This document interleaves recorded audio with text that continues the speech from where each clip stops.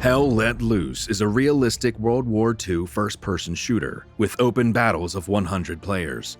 Infantry, tanks, artillery, a dynamically shifting front line, and unique resource-based strategy.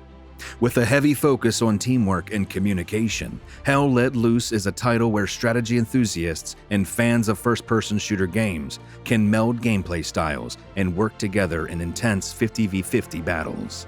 Join us in celebrating a highly successful first year for Hell Let Loose, and check out some of the amazing work Black Matter has planned for future updates. This Hell Let Loose Ask Me Anything is brought to you by Team 17, Black Matter, and Team Dix. Welcome to the 1 year review. My name is Chuck Dix, and I'm here with Max. Max, go ahead and introduce yourself. Hello. Hey, Chuck. How's it going?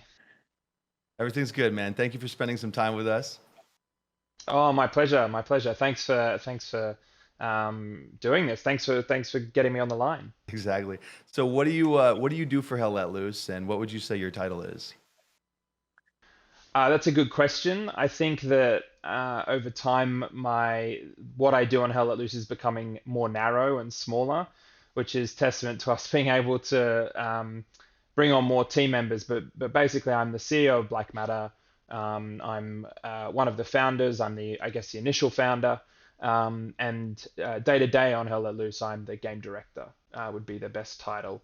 And what that means basically is I'm the incredibly painful uh, Steve Jobs-esque person who is never happy with anything and always wants to see if we can make stuff better. That would be my job. Yeah. So how long have you been working on Hell Let Loose as a concept and in total? How did that start? Um, yeah, it's a good question. My wife the other day reminded me that this all kind of started, at least conceptually, in 2010. So I think it's about 10 years now. I think it's 10 years and 3 or 4 months now. In so much as working on it full time, that's been since 2017. And then from 2015 to 2017, it was basically my second full-time job that I do when I get home from my day job. Gotcha. So now you're just all in since about 2017. Is that right? Single focus. Yeah.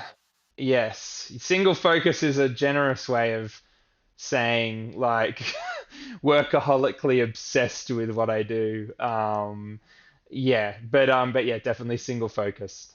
Gotcha. Now, for those of you guys who don't know, this started as a Kickstarter game. Max, what was your thought process a few years back when you opened this up on Kickstarter? Can you explain that to us? Sure. I mean, I think we'd just seen the success of Squad. So initially, myself and a couple of the other guys on the team came from Project Reality, which is sort of the war drum that everyone beats when they enter the tactical shooter market. Everyone has inevitably played Project Reality, or at least has knelt at its altar and like paid its respects to Project Reality. But yeah, no, Project Reality was a big one. That's a Battlefield 2 mod that sort of kicked off. I think the whole idea of player placed spawn points and limitations on the equipment that you could use. That was what defined that. And anyway, so we all came from Project Reality. We saw the success of PR2, which became Squad. They had obviously launched a successful Kickstarter. And I'd just been sort of hanging out for a very long time, basically ready for the World War II game of my dreams to be announced and launched and what have you. And that had not materialized to that point. I played a whole ton of other games, Red Orchestra, obviously, Heroes and Generals, basically anything with World War II on the box, I played it. And still nothing was satisfying that sort of itch that I personally had.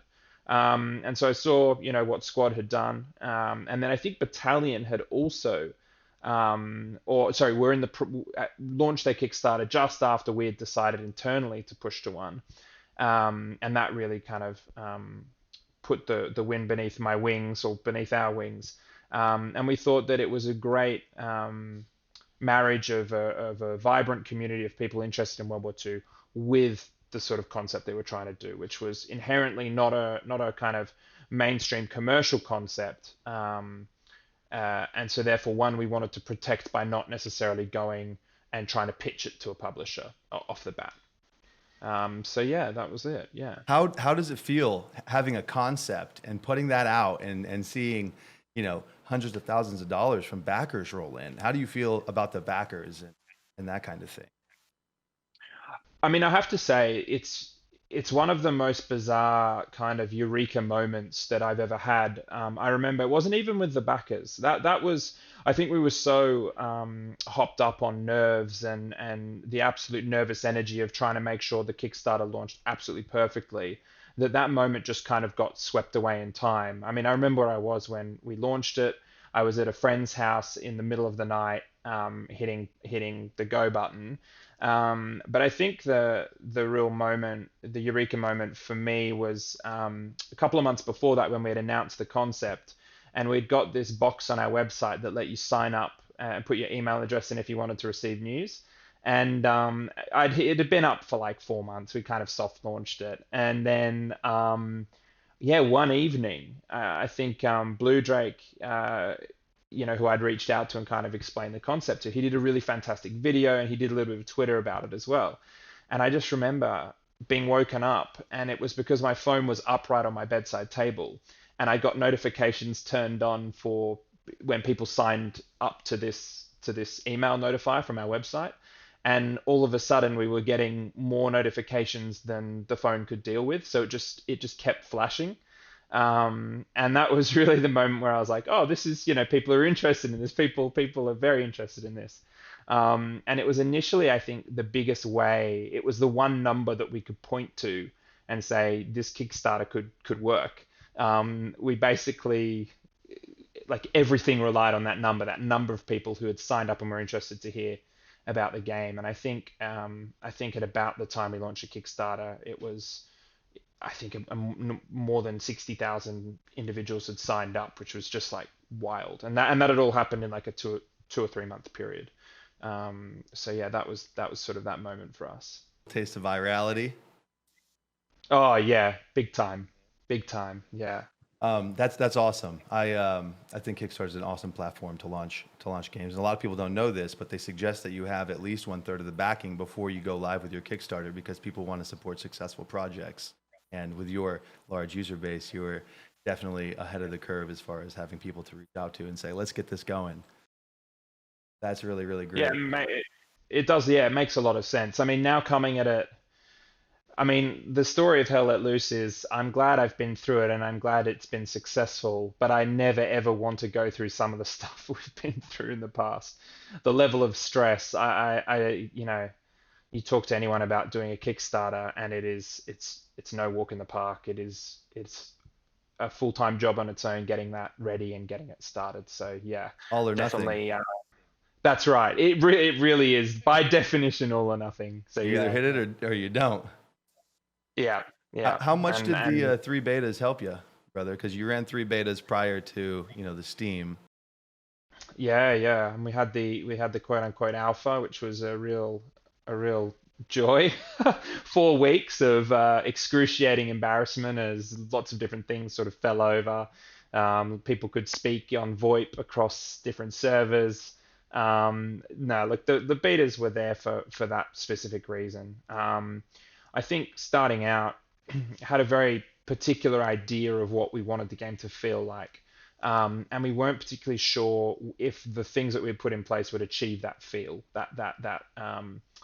It, it, if to summarize it up, I mean, Hell Let Loose is about the ability to be on the front line, to be in the absolute carnage and the intensity as you watch your teammates be blown to pieces, as you return fire, as you feel like all of this stuff is all coming together in this really intense post-traumatic stress-inducing frontline combat. But then also, as you learn the game, to be able to flank, to be able to branch out in your roles, to approach things in a more sophisticated way, to master your role and to kind of push the limits of what that role means. Then, when you get bored of that role, go and play another role.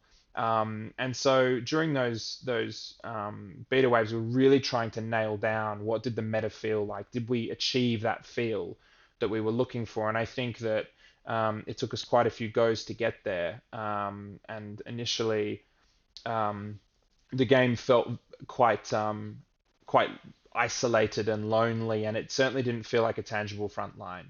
And so, yeah, it took us quite a few different testing periods to kind of figure out how to capture the experience we hope we're delivering to players in game now. I know it's not perfect. I know that there are some changes that need to happen with the garrisons and the OPs and the spawn meta, let's just say, in order to better create that feel of a front line. But initially, that was our big push to get it to the state it's in now, which of course will then improve on. I think those was it 2 weeks that it was off of beta and waiting to get in the Steam store. It was the longest 2 weeks of my life. Oh, well, you and me both. You and me both. But probably for the wrong reasons. Uh, yeah, again, like the stress of that, and I'm so proud of what the team managed to accomplish. Obviously, both the guys at Black Matter and then our friends and colleagues at Team 17. I think that was a Herculean effort. And I don't think it's ever going. I think if we release another game in the future, I think it's going to feel just like that as well. It's terrifying, and it's like watching your baby go out into the world, ready to be reviewed by thousands and thousands of people. But yeah, no, that was. I'm glad they were long weeks for you. I still don't know how I feel about them. So it's almost a year at the time of this recording here. Once the video comes out, it will have been a year since it's had a full year on Steam. How does that feel from then to now? I think overall it's hard not to feel a sense of immense pride in the guys in the team. It's hard to describe both the environment that we launched the game into with regard to like how many World War II games had either just launched or launched like significantly before us, and then sort of had been received in a mixed way, and basically Hell Let Loose coming to the market really late, and we had to kind of try and convince players what we were doing. What's special about Hell Let Loose? There are all these, there are other World War II games. Why should I pay any attention to this game? Um, and so that was, I think, a huge challenge, and we really started in a way where we were kind of, we were coasting down to the runway in our plane, and there was no fuel in the tank whatsoever, and we just had to make sure that we could achieve the landing. And we did that, and initially, I think it launched in quite a good way. It can always be amazing and it can always go terribly. But I think we were quite happy with the launch. But I think from then on, we immediately set about putting some goals up on the board, both in the amount of units we wanted to sell and but more importantly, I should say, the CCU that we wanted to achieve. I think for Hell Let Loose, we knew that if we dropped beneath a certain CCU, when players couldn't find games in their market, whether it's EU, Oceania, Asia, America, we would be in trouble from a sales point of view. That would You be want to that would be explain bad what the place to be. CCU means for folks who don't understand? Sure, yeah, yeah, good question. So concurrent users. So the basic idea would be that, if you're going to buy a game, the first question you ask is this a quote unquote dead game? And for Hell Let Loose to not be a dead game, we needed a pretty vibrant player base that would attract and bring new players into the game, and that would let them be a part of something. So I think that was basically around the world on a whole bunch of sticky post-it notes on everyone's machine as to what we needed to achieve, and we needed to figure out the quickest way possible of making sure that that number either moved up or stopped moving down. That was the main goal for us. And so, yeah, I mean, people forget, that it's been a year of release, but I guess also what the game looked like when it did release. I mean, we didn't have vaulting in. There was no vaulting. There was no leaning. Um, just there's no non-verbal communication systems. There were two tanks, and there were three maps. There was Foy, Samory Dumont, and Herkin Forest. Two of those maps, I would say, are in drastic need and will receive a massive overhaul. And then in that time, we built the customization system, the experience system, the leveling system, the nonverbal communication system. Um, the just finished building the wheeled vehicle physics model with it's been actually kind of crazy now I think about it. We've bought into the game Utah Beach, Omaha Beach, San Mariglis, Hill 400. I'm missing some. Am I missing some? That's four, three. Yeah, I'm definitely missing one, I think. Yeah, so 4 or 5 maps on top of what we launched with. So it has been, yeah, it's been an absolute journey, and I think for a huge part of it, it's felt a lot like we've been almost releasing a new game over and over again. I think the biggest recent thing was in the complete rewrite of the ballistic system, which is not something that you tend to aspire to do when you have a first person shooter actively already on the market and being played by people. That's not something that you want to change. But we felt that our community was really used to top shelf ballistics and projectile systems, and so we wanted to move the needle on that and definitely move it past the more simplistic system that we had previously. And now we're doing the animation system, which again, I think more than any other thing that we've done in the game will drastically change the state of the game for the positive, I would say. So yeah, that's sort of been the year in review. It's been insane. And the other day we released the patch, and the patch had I think like 40 lines of change notes, and normally it takes me 2 days to write the update change logs. And the last one we wrote, we had to basically amend a second page on Steam because we'd gone through the word count limit for the Steam update portal because of all the change logs. So it's been a year in which the team have really risen to the challenge. They've worked super hard, but it's also a year that's been incredibly satisfying because the community has been patient with us and generous to us in letting us work on this stuff. And we've seen our CCU, our concurrent users, stabilize and then go up. And now we're really in a really nice place where we can continue to round out the game, what we would consider 1.0, which would then see us leaving early access. And then even then, like the critical thing to know about Hell Let Loose and about the work that Black Matter and obviously in partnership with Team 17 do is we're planning this. This has been like a 5-year vision minimum. Leaving early access really just means that we feel that the base systems in the game are what we think should be worth the money that you're paying now. Beyond leaving early access, we've got so much more to do. So yeah, I think it's a very, very long answer to your question, but there's just been so much stuff, and still there's more. There's so much more to come, and we're having a lot of fun doing it, a lot of fun working on it, and a lot of fun talking to the community about it as well.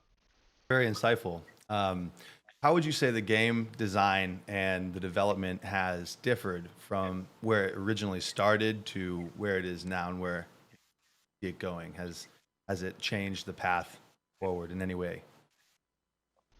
Yeah, it's a good question. I think it's kind of falls into different categories. I think the heart and soul of the game, as we described on the Kickstarter, is what we're always pushing for. The idea of an intensity of that mixture of real-time strategy and first-person shooter mechanics and things like that. So I think that's always the goal, and that is where we will continue to work towards. However, on the way, we've had to sort of do some kabuki theater where we will like get something in that works, and then like someone will run over to the other area and then get another thing in that works and then run back again. And now we're finally in this stage where we're actually able to come back and revisit this stuff, and actually do what we want with it. So I mean, a good example is like the support role.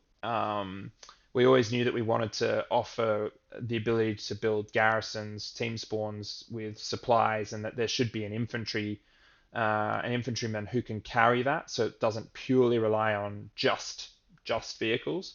Um, but the fact that that meta has lasted this long and has lasted unchanged, you know, is something that we need to review. So it's kind of interesting. The community suggests really helpful stuff to us that obviously we take huge note of.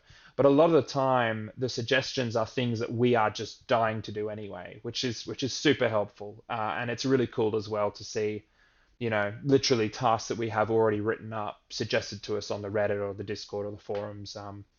It's awesome. So I think a lot of the way the design is going now is already written out, and stuff that we had in the game previously that didn't make much sense to players will hopefully make more sense in the future. For instance, only in the last update does the fuel resource actually do anything, well, anything tangible. And we're really excited now because we're kind of archaeologists going back to all this stuff that we had done before and going, okay, now we're picking this up and now we're taking it to where it needs to be. Um, so I think that there's that element of it, i.e., finishing stuff that we put in place but is nowhere near finished. And then mixed in with, I think, some kind of ideas that occur to us or refinements that occur to us as we're revisiting those ideas as well. Um, but that's kind of the journey, I think, for the design of Hell Let Loose. Once we had figured out that density of players and that frantic nature of the key combat area, we're now really excited to bring in lots of different modifiers that people can adjust the battlefield with. Is the way to think about it. You mentioned the community giving feedback and whatnot. There's so much input from the community, and you obviously have thought about probably the majority of all the suggestions. But to hear it again is probably validation, in what your roadmap is, right?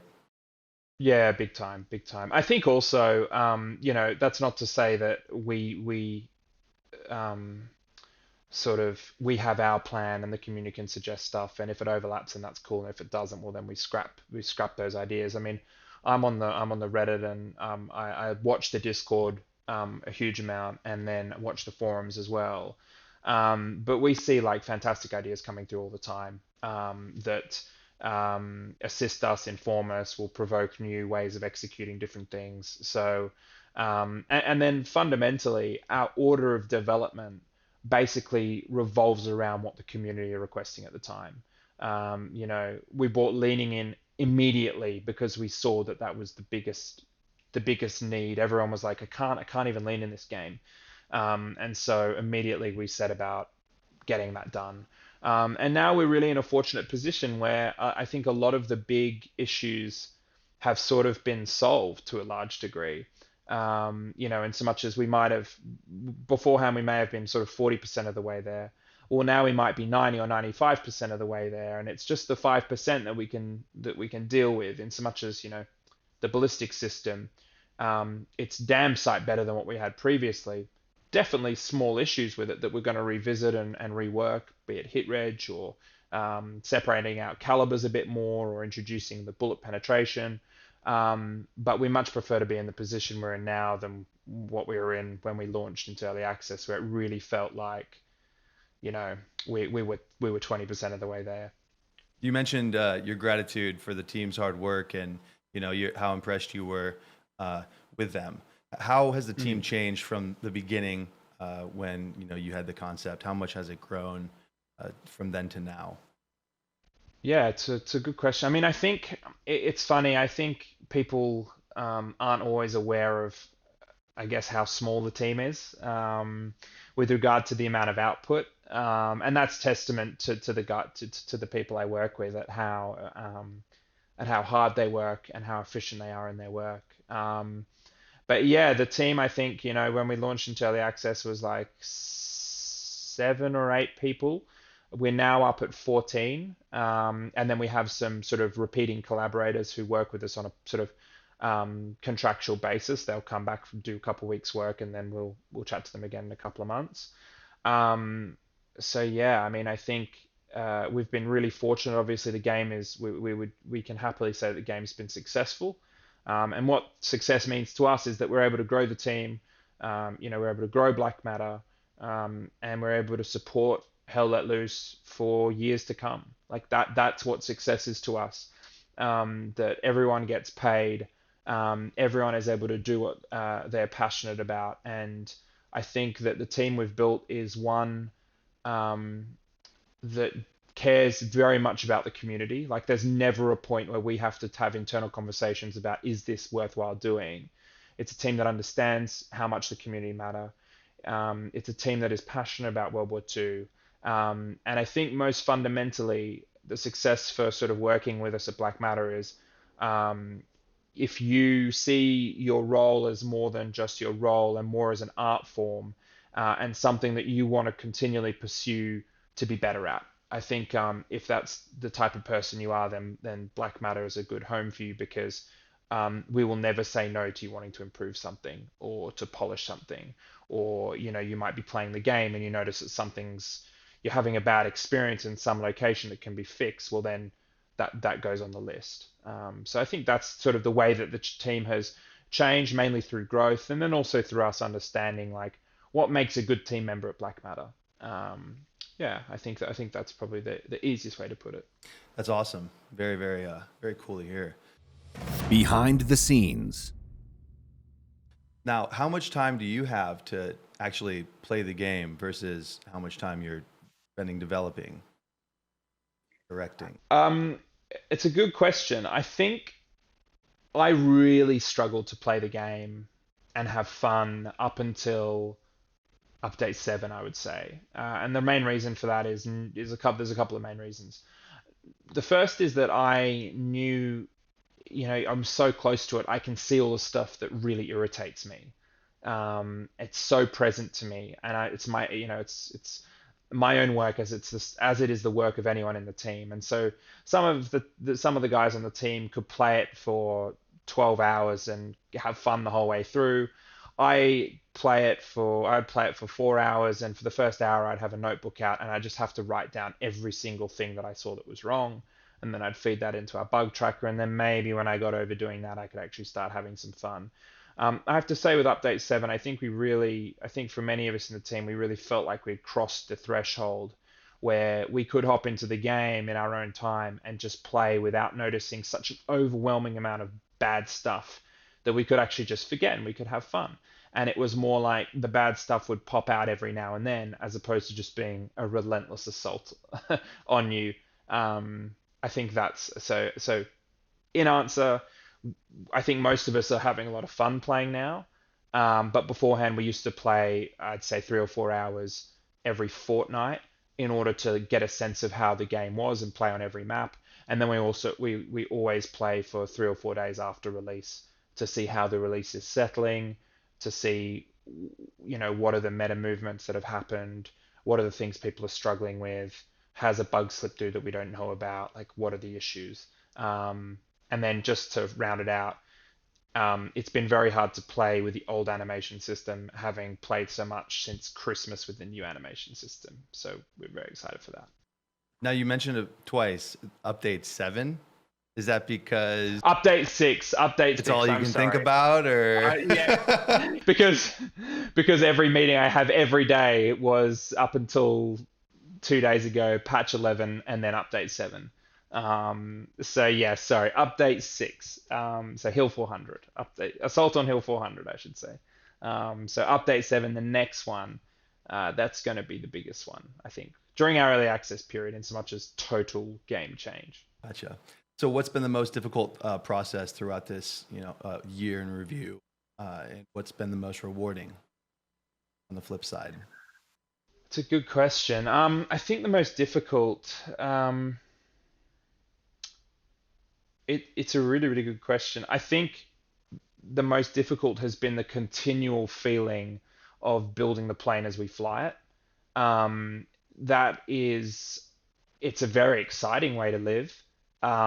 It's not something I'm keen to do again. I mean, update 6, Hill 400, was such an insane in such an insane update. And Team 17, they've got a huge amount of experience. So for people who don't know, Team 17 handle a lot of the QA for us, the quality assurance, the testing. And then they will report basically the bugs to us, and then we're the development studio. We do all the work, fixing the bugs, and obviously making all the new content and all the rest of it.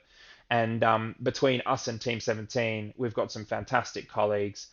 Shout out to Chris and Craig, who sort of glue the two businesses together essentially. And they see a huge amount of games released. They've seen a huge amount of games released, and they were looking at it, update 6, and they're like, "You guys you guys enjoy making life complicated, don't you? Because to rewrite your entire ballistics netcode for a 100-player game, which includes all lag compensation, is like the key pillar your entire game stands on. That's a huge amount of risk. And then on top of that, doing an engine upgrade at the same time is just like, let's put it on like nightmare difficulty at the same time. And then also let's do it in like 6 to 8 weeks. That would be also really great to do. And then not only that, let's introduce a whole new physics system in the wheeled vehicles.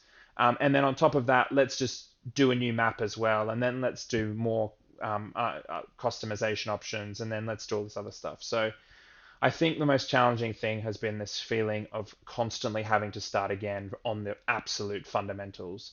Um, and in so much as the most rewarding thing, I think it's coming out of that time now. It's coming out of that period now, and being able to step back and actually say, oh, all we have to do for this update is is make a map and then like overhaul several other ones, or and alongside maybe adding new customization options, looking at which new guns we could do. Like that seems incredibly easy compared to I'd say the last year of work on the game.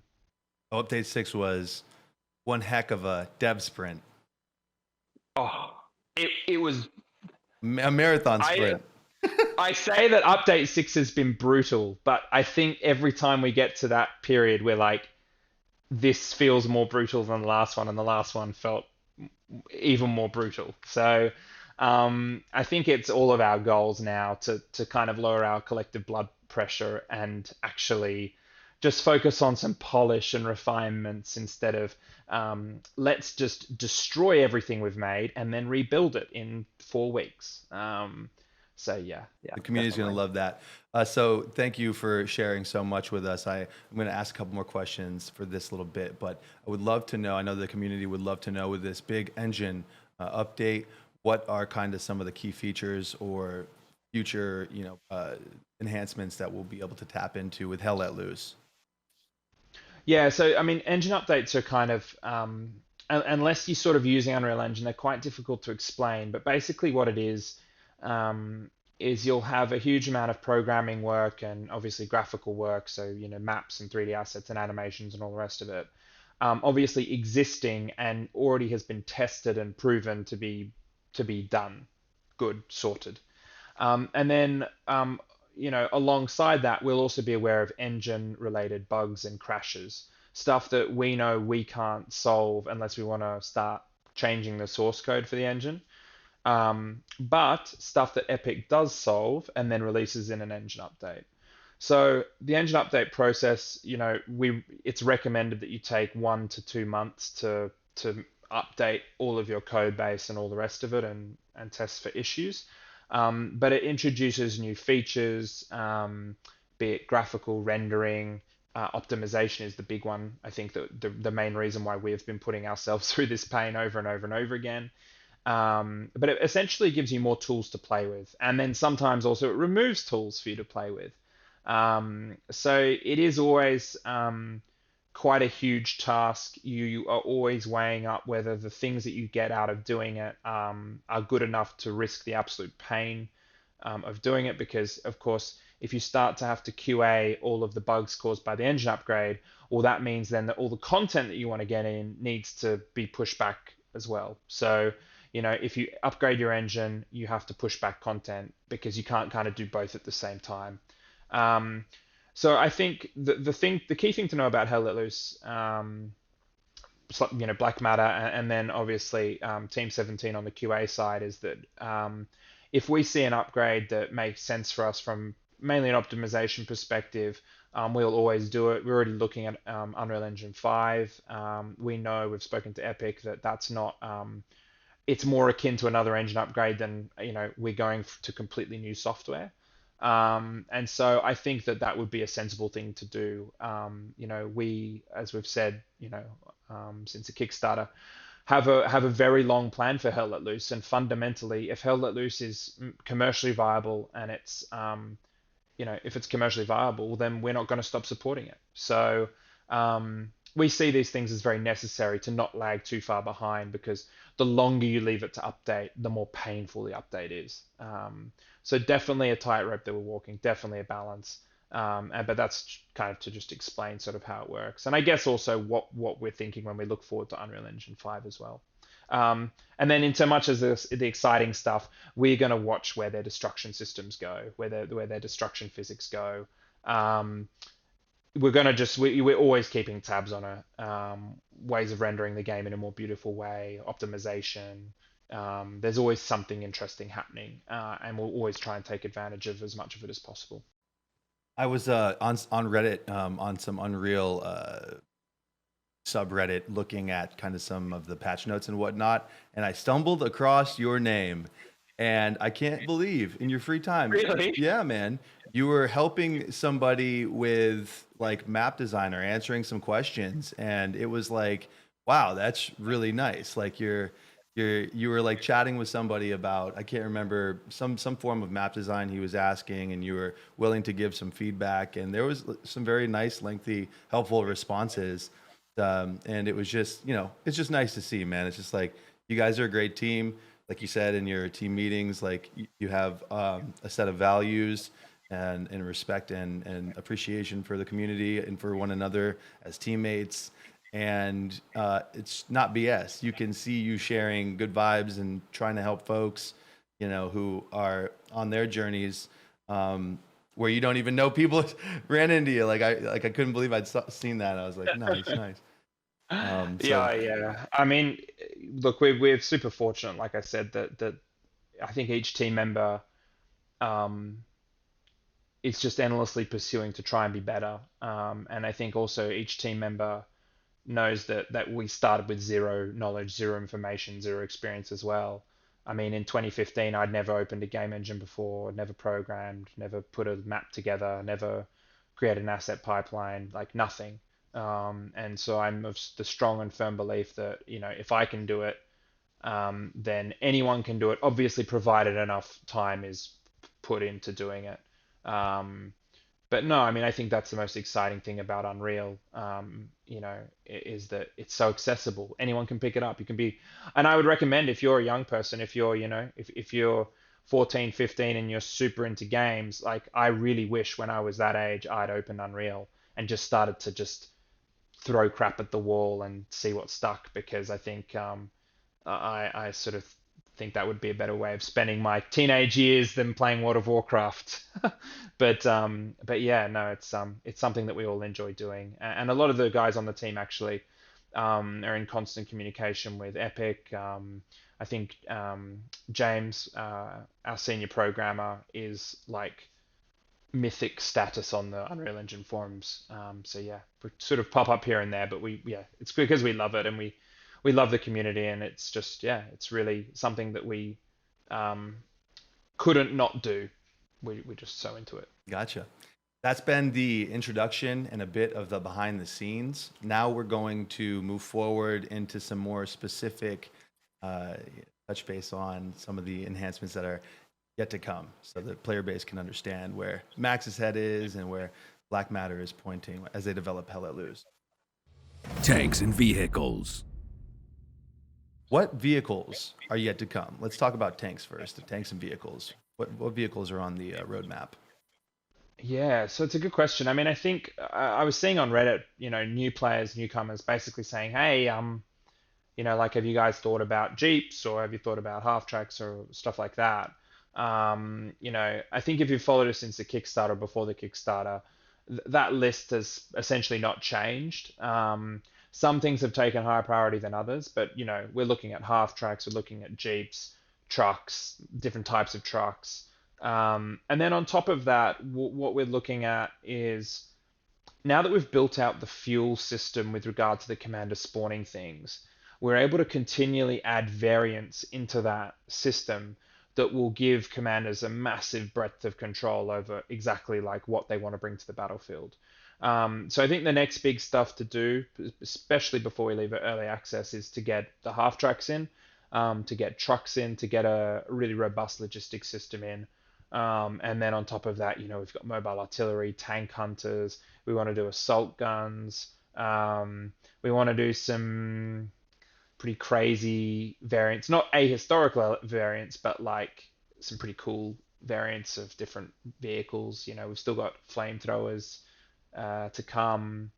Maybe we could put them on vehicles. Like, there's so much to come. I mean, and when you look at sort of our update cadence, so that I guess the regularity of the updates that we do, you can expect that to continue essentially.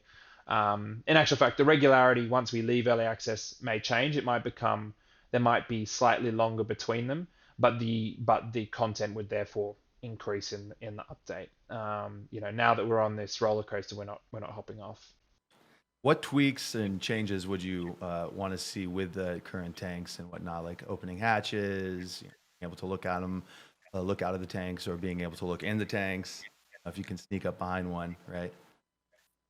Yeah, yeah, no, totally understand. Yeah, I mean, we've spoken a lot to. I mean, I know the 82nd AD guys, and then obviously the guys in Team Dix, and then just obviously community members, and then other clans as well have suggested a whole bunch of different changes for the tanks specifically. I know that the tank, the way we look at Hell Let Loose is that the tank gameplay is one entire game in its own right, and as a result, we need to make sure that that game is as good as any other game. Never mind the fact that we also have infantry as a game within Hell Let Loose. We need to make sure that the tank, the vehicle, and then eventually the logistics game within Hell Let Loose is completely satisfying and possessive in its own right. That's what you could do the whole time, and there'd be enough depth and interest there and polish that you could just do that, forever. Um, and so we've got lots of stuff that we still need to do with it. We're aware that the tanks, just like the supply meta game, just like the ballistic system was basically what we launched with. And it's good. It's doing its job, and some people are happy, but we know that we can take it further. I'm gonna say right now, it's not gonna be viewable interiors in the tanks. I know everyone wants it, but the amount of time and work is so huge that we do need to. I just want to say right now that I don't think that's feasible. However, obviously things like opening hatches is something that we quite like to do. We can kind of see a way to do that without sort of forever having the most key anti-tank weapon on the game be someone standing next to the tank with a pistol ready to shoot the guy in the head as soon as he pops out. We want to tighten up the physics around the tanks. We know that they get an awful amount of air off a jump. Um, we want to tighten up some of the collision stuff. We know that you can bump against stuff and the tank will ride up. We know how we can fix that. We just need to take the time to do it. And then, complexity of vehicle mounted stuff, whether it means your tank is able to, drop ammunition or supply ammunition to the ground forces near you, what type of ammunition it's supplying the ground forces near you.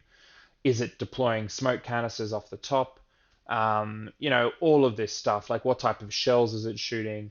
All of this is fair game for us. And I think what we'll be doing is we'll be tightening up some of the fundamentals over the course of the remainder of early access, while also introducing totally new mechanics, both within early access and then beyond it as well. Like there's really no stop. And so I guess the two separate parts are the fundamentals, physics, collision, bashing into tiny little wooden posts. That needs to be sorted. That's something that is directly in our sights right now. And then just seeing how far we can push the vehicle gameplay in interesting ways is a long-term project for us. I should also add the armor boxes and the way shells behave hitting it is also something within the fundamentals. So yeah, we're very, very open to community feedback. We're watching all of the feedback come in. We've actually got a lot of work items and tasks made to address this stuff. It's really just a question of us right now as to like when we address it, but it is coming down the pipe. Good, good. Hopefully, I've played some games, other games, and they're out for way, way longer, and they're still dealing with issues, years and years after that are currently, should have been addressed or whatever. And I've seen you guys tackle things that come up. So no doubt that thinking and looking and prioritizing appropriately, and excited to see the meta change.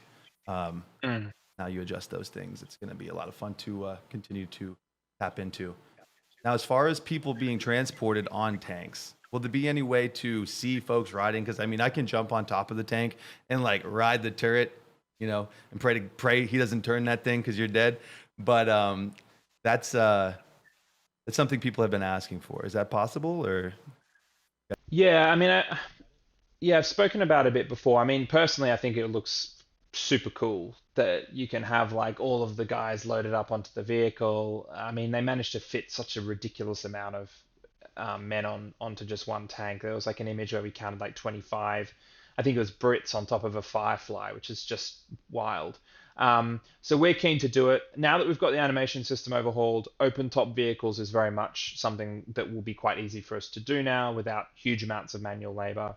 Um, we're just going to look at basically how barrel interaction happens alongside the guys sitting on it. That's the main thing with regard to riding on tanks is, is that barrel clipping into people? What's going on there? But it's definitely something we want to do. I mean, on top of that as well, like just bringing in transport vehicles as well will be something. So, in so much as people riding on tanks, it's something that we're toying with already, and would like to bring in because we think in the future it'll be, a really cool feature, as you guys can, as everyone can imagine.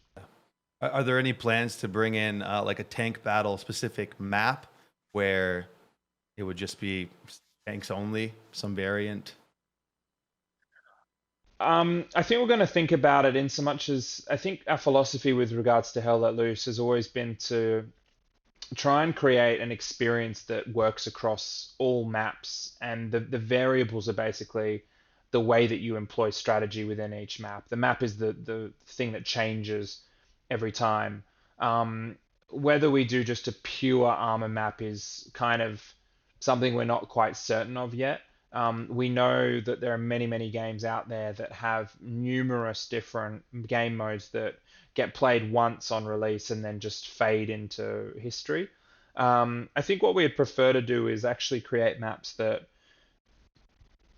are more, lend themselves more to armored combat, I guess would be the way of putting it. I think that Foy is one of those. It's quite good. I think that Hill 400 is the opposite of that. And I think all of this is in service to the fact that eventually with the campaign mode, which is a bit like Grand Operations for those of you who have played Battlefield, the Battlefield games, the recent Battlefield games, or the campaign mode within Red Orchestra, is another good reference for that. We want the offensive mode and the warfare mode to sit within that so that you feel like you're going through the entire campaign through Western Europe and then eventually through the Eastern Front as well. And then who knows where beyond that. And so within that, we're not afraid of you having an armored focused map because it's wide open and it really lends itself to tank duels, and then going to sort of a more CQB map where you'll have to use the armor differently. We're gonna think though about whether we do like a specific armored mode and then what that would look like. But yeah, right now we're just keen to kind of keep refining the design and fitting the design into what we've got in the game. But there are many, many, many, many, many, many more maps to come, and many of them will have a lot more open space for tanks. We've also figured out a way to do cool infantry, I guess infantry locations within those larger open maps as well. Right. That makes sense. Cool. Cosmetics.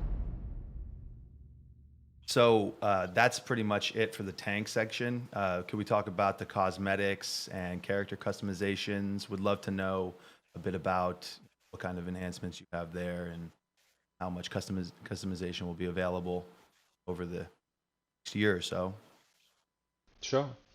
I think the way to think about it now is that we've got a character art team. Um, they don't overlap with the programmers. They don't overlap with anyone else. So they can keep making the customization options from here until forever, and that won't sort of hinder anyone else doing their work.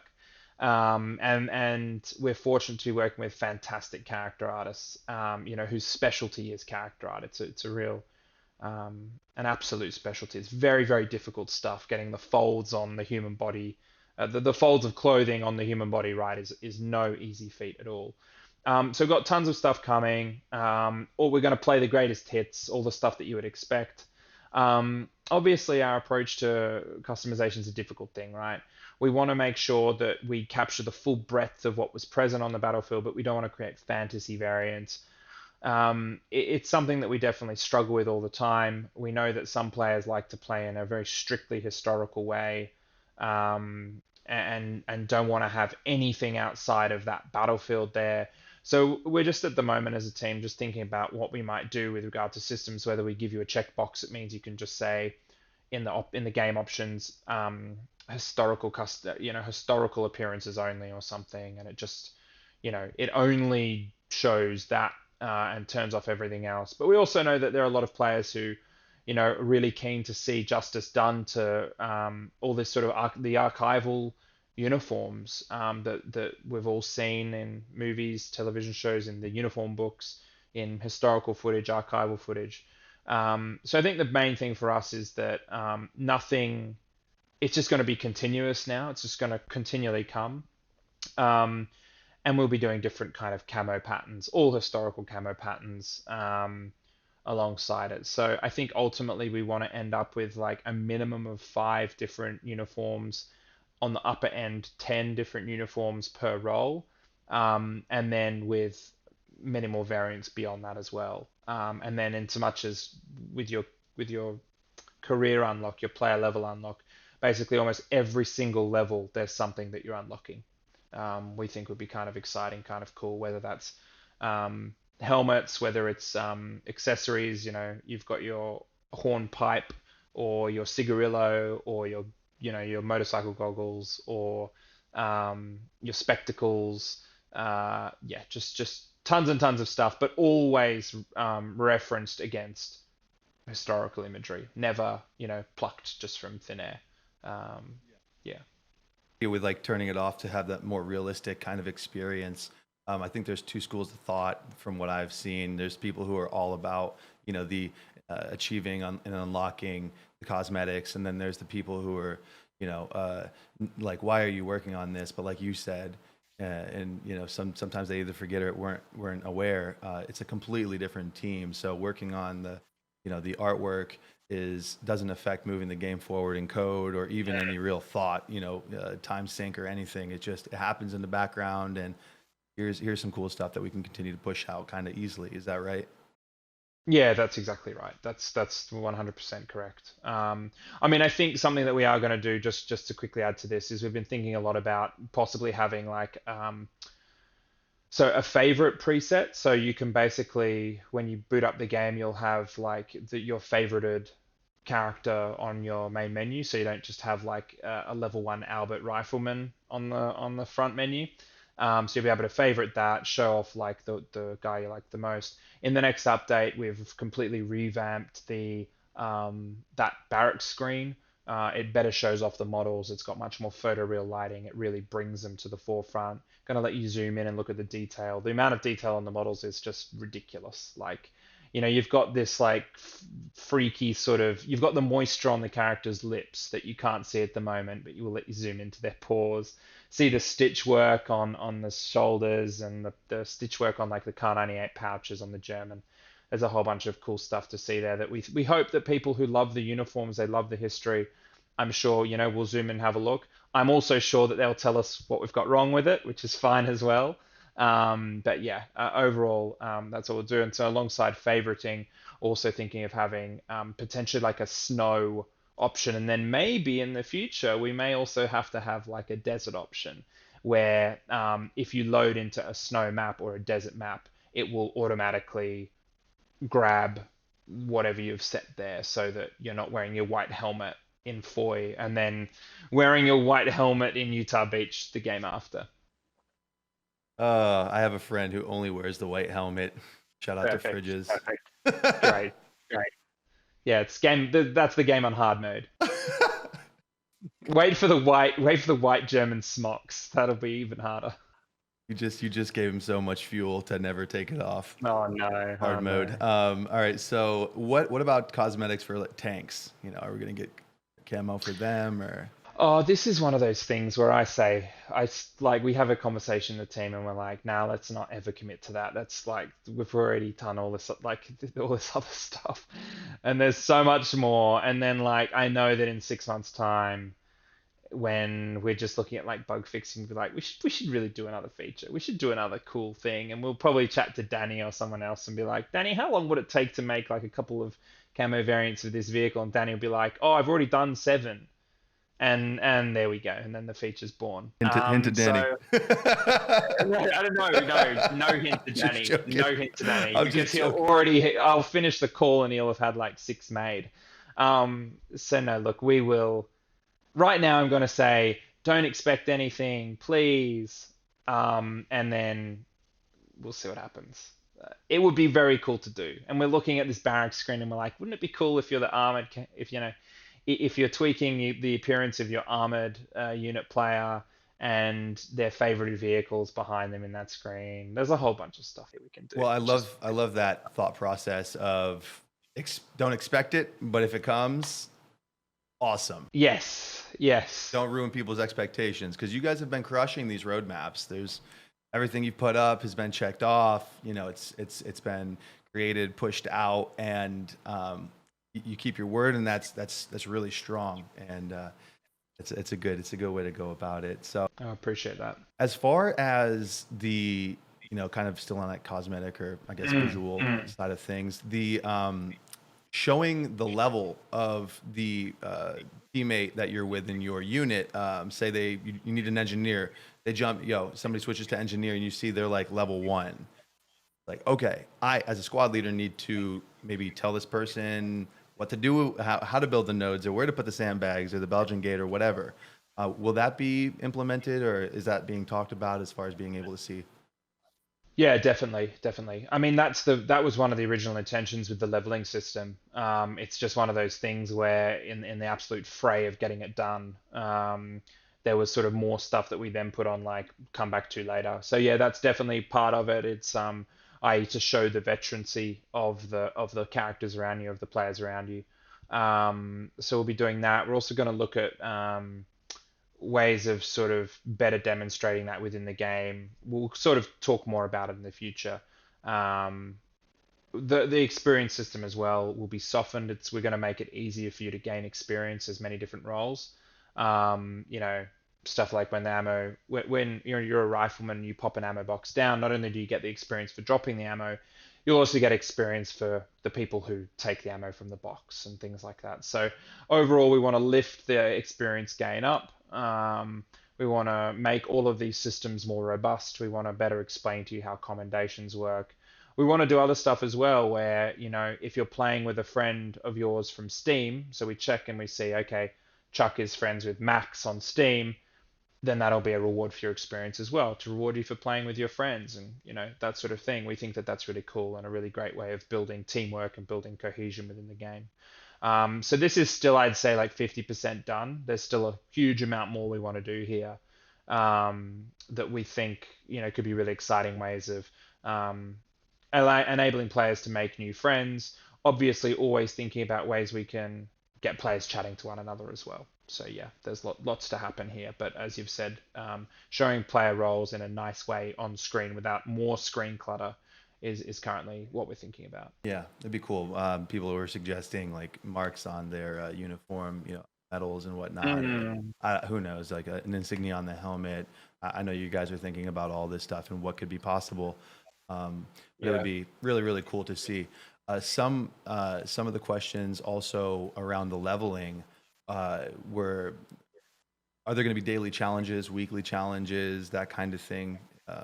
No. Have you thought about that kind of system and implementing it, get people playing? Yeah, yeah, we've thought about it a lot. I mean, look, it is difficult, right? Because you can also see in games where these are made, they are fantastic for player retention, right? Because people, people want to unlock the Damascus camo or whatever. And that's, you can see that it really taps into something within people where they just want to keep playing in order to unlock that stuff. The thing is, we're keen not to encourage players to play in abnormal or strange ways. Or I think the worst case scenario for us is where someone does an action within the game that is harmful or silly within the context of teamwork in order to get something individually for themselves. Yeah. That's something that we're never, ever, ever keen to do. Yeah. To encourage players to play against what they should be doing, or also to make it so that every game, because the weekly challenge is to like get 10 kills with the BAR, every game there's people fighting over the automatic rifleman role. Yeah, and they're out So there I think solo just trying to get the kills instead of being, with their unit.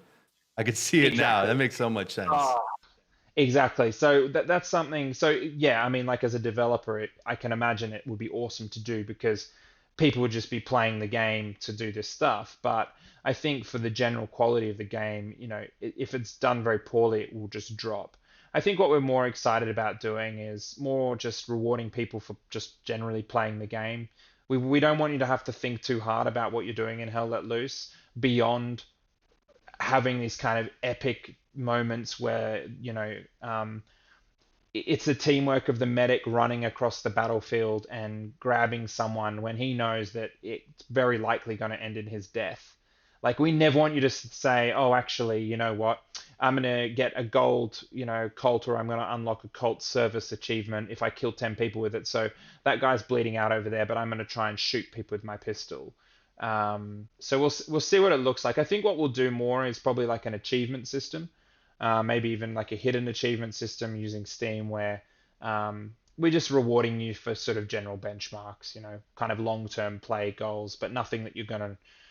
We don't want you grinding towards stuff in a way that breaks the game up for other people. That said, I mean, I think that the leveling system that we've got at the moment, if we soften that off, make it easier to level, we might add more levels on top. Who knows? As we add tons more customization options, yeah, we may do that. We're not super sure at the moment. I think that with the loadout system, it's a cool way of giving you variation when you've been playing a role for a very long time. But at the same time, we're not super keen to, we never want to lock something fundamental that you have to have in the game behind like a leveled wall. Like if all anti-tank weaponry was locked behind level 5, that would be massive game design issue. We just more want it to be variation. So we'll see how we go on the actual kind of like challenges stuff. Gun leveling. If we No. gun leveling. We'll see. We'll see where we get. But fundamentally, it cannot break that rule. You cannot break the teamwork rule. That is key above everything else. So yeah, that's sort of where we're at with that. Well, you mentioned like hitting a certain level to unlock weaponry. It sounds like being whatever level 6 to get the flamethrower would be out of the question, potentially. Um, we'll have a look. We're trying to figure it out at the moment. I think the good thing about the system is that it lets us create variation without creating saturation, in so much as we really want to maintain the rough demography of like I guess World War II soldiers in so much as like or the rough loadout ratios in so much as not every single German soldier is running around with an STG-44. Most of them had Kar 98s. In fact, the majority of them had Kar 98s, unscoped Kar 98s. And we think that that scarcity in the game is great because it reflects the historical reality. And as a result of that, we've made it so, we've retained the lethality of those guns as well, i.e., you're not better off. You're not going to be killing more people with an STG-44 necessarily. Someone with a Kar 98 can compete pretty well with them. Um, I think in so much as like sort of those types of weapons, I think what's going to happen is we're quickly going to run out of actual people to give new guns to, and therefore they will then be added to loadouts. Um, so we'll have to see what that looks like. Something useful about that is it means that long-term support players are rewarded with more complicated weaponry in the case of like the flamethrower, which I think is going to be a real fantastic way of getting a whole bunch of team kills as well. Um, so yeah, I mean, I think we're looking at the loadout system. I think so long as it's easy to level up, I think people won't be too fussed about it. If it doesn't feel like I have to grind from here until next year in order to access something fun, I think people will be okay with it. So we're going to soften the leveling, and make it more about diversity of loadout rather than like everyone has to get like a scoped FG42, in order to be competitive on the battlefield. We never want that to be what it is. But got a lot of weapons to add, a lot of different utilities to add. In fact, I think the utility is going to be kind of more fun than the weaponry, to be honest. I definitely, I would love to see, what would it be, 25? I guess you could have 49 players with flamethrowers all on the same team if somebody was creating all the units for them. Yeah, that's exactly that yeah. So this is the endless question of balance. And I mean, I think our sort of the way that our unit system is done sort of makes that very difficult to do. I also think a team full of flamethrowers may not be very effective against basically one tank. Um, it's that thing where we never want you to be there and you're in a unit and you're like, okay, what gun have you got? I've got a flamethrower. What have you got? I've got a flamethrower as well. And you flamer as well. Not good. Not good. For Right. both optimization, everyone's frames just gone. Also alongside the gameplay. But look, we've got trench guns to do. We've got, I mean, grease guns, FG42s, MG34s. Let's not talk about the other fronts just yet, but they're there. We've got different pistols to do already. We've got melee to do. We've got different gadgets to do. There's so much to do. So we're gonna have to put it in the loadout system. But again, like I said, it's more about variation than just level gating, powerful objects or powerful things. Roles and classes. So staying on that topic of like cosmetics and class and Mm, whatnot, mm. classes, what classes are you, how are you looking at refining the classes over the next 12 months or the rest of the year? And any insight there you can share?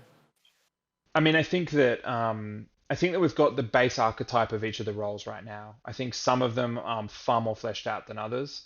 I think also, a lot of the new loadouts have created the low-hanging fruit. It's stuff that we've already got that we've just sort of reordered and put into a different role.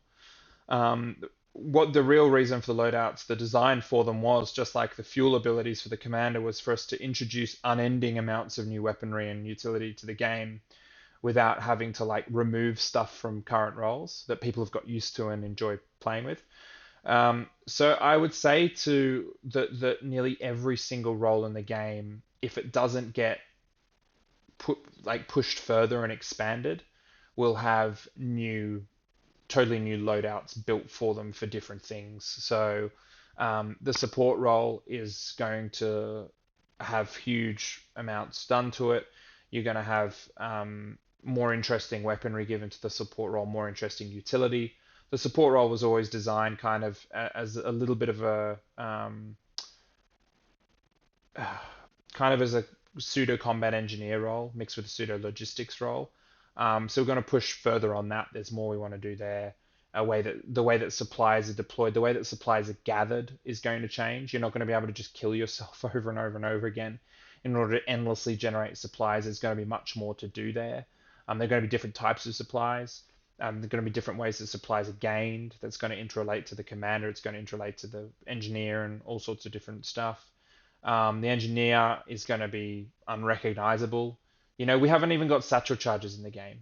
We haven't got time charges in the game. We haven't got sticky bombs in the game. We haven't got anti-tank grenades in the game. Like there's so much stuff that is just not in the game yet. We haven't got Panzerfaust in the game. Looking at the anti-tank role.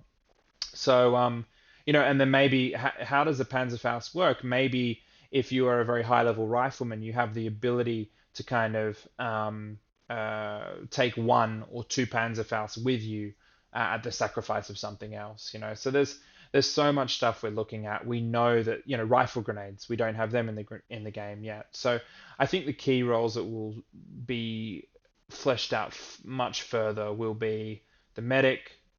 The anti-tank will get more stuff as well. The machine gunner will get more weapons, probably two more guns to use. Um, the engineer is going to, all of their deployables are going to become more sophisticated. The nodes are going to become useful actually on the battlefield instead of just being sort of like a thing there. So instead of you building them like off in the absolute outskirts of the map, you'll want to actually keep them quite close to your fighting force because they're going to be useful.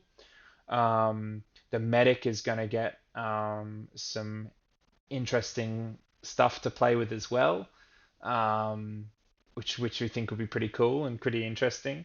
Um, the sniper is going to get more stuff. The spotter is going to get more stuff. Yeah, I think basically almost no role is not going to change, be it getting another weapon or more utility or a revamp of the way that they interrelate on the battlefield. At the moment, they're pretty paper thin, and we're just going to be pushing them much further. Hmm. You mentioned just about everything that I was thinking, and that I've read that was asked or suggested. I would like to ask if you could potentially give us a timeline for Melee. I think we know how we're going to do it. We're just actually in a conversation at the moment. We're just trying to figure out like the timeline for stuff. We know how we're going to do it. I don't think it's going to be too difficult to do, touch wood, now that the new animation system is done. I'm going to get killed by both the producer at Black Matter and the producers at Team 17 if End I of the commit year? to. All right, I would hope by the end of the year. I'd hope Okay. by the end of the year. All right. Yeah, I think it's going to be. Yeah, I'd hope by the end of the year. We won't put you on the spot like that. Because your expectations are always perfect. They're as good as you keep them. All right. Interesting. Factions. What new factions are going to be confirmed? And I know this has been answered and asked a dozen times, but there's a lot of new players that I'm seeing constantly, and it's awesome. And I think this year in review is going to bring a lot of new players in and get people interested. Could you talk a little bit about those factions and what parts of the war you were envisioning covering? Yeah, I mean, I think so. I guess to go back to the Kickstarter, initially, like it was quite funny. If you look at the Kickstarter, there was like a couple of maps on there, and then like there were stretch goals that we could achieve. And at a certain point where we realized like we were commercially viable and people just keep buying the game, and people are excited about the game, we were like, actually, we could probably just keep going. So the Eastern Front, like, bring it on, like, let's do it. That would be the Russians, and we would expect to kit them out with all the same stuff, the same breadth of equipment, same number of roles, same number of vehicles as the United States. I don't want to commit beyond there right now, but just know that with the Russians, we would do for any other force what we did for the Russians, as we did for the Germans, as we did for the Americans. I think once the ball is rolling and the animation system, the animation overhaul, one of the biggest benefits of it is that it is so easy for us to now bring new weapons into the game.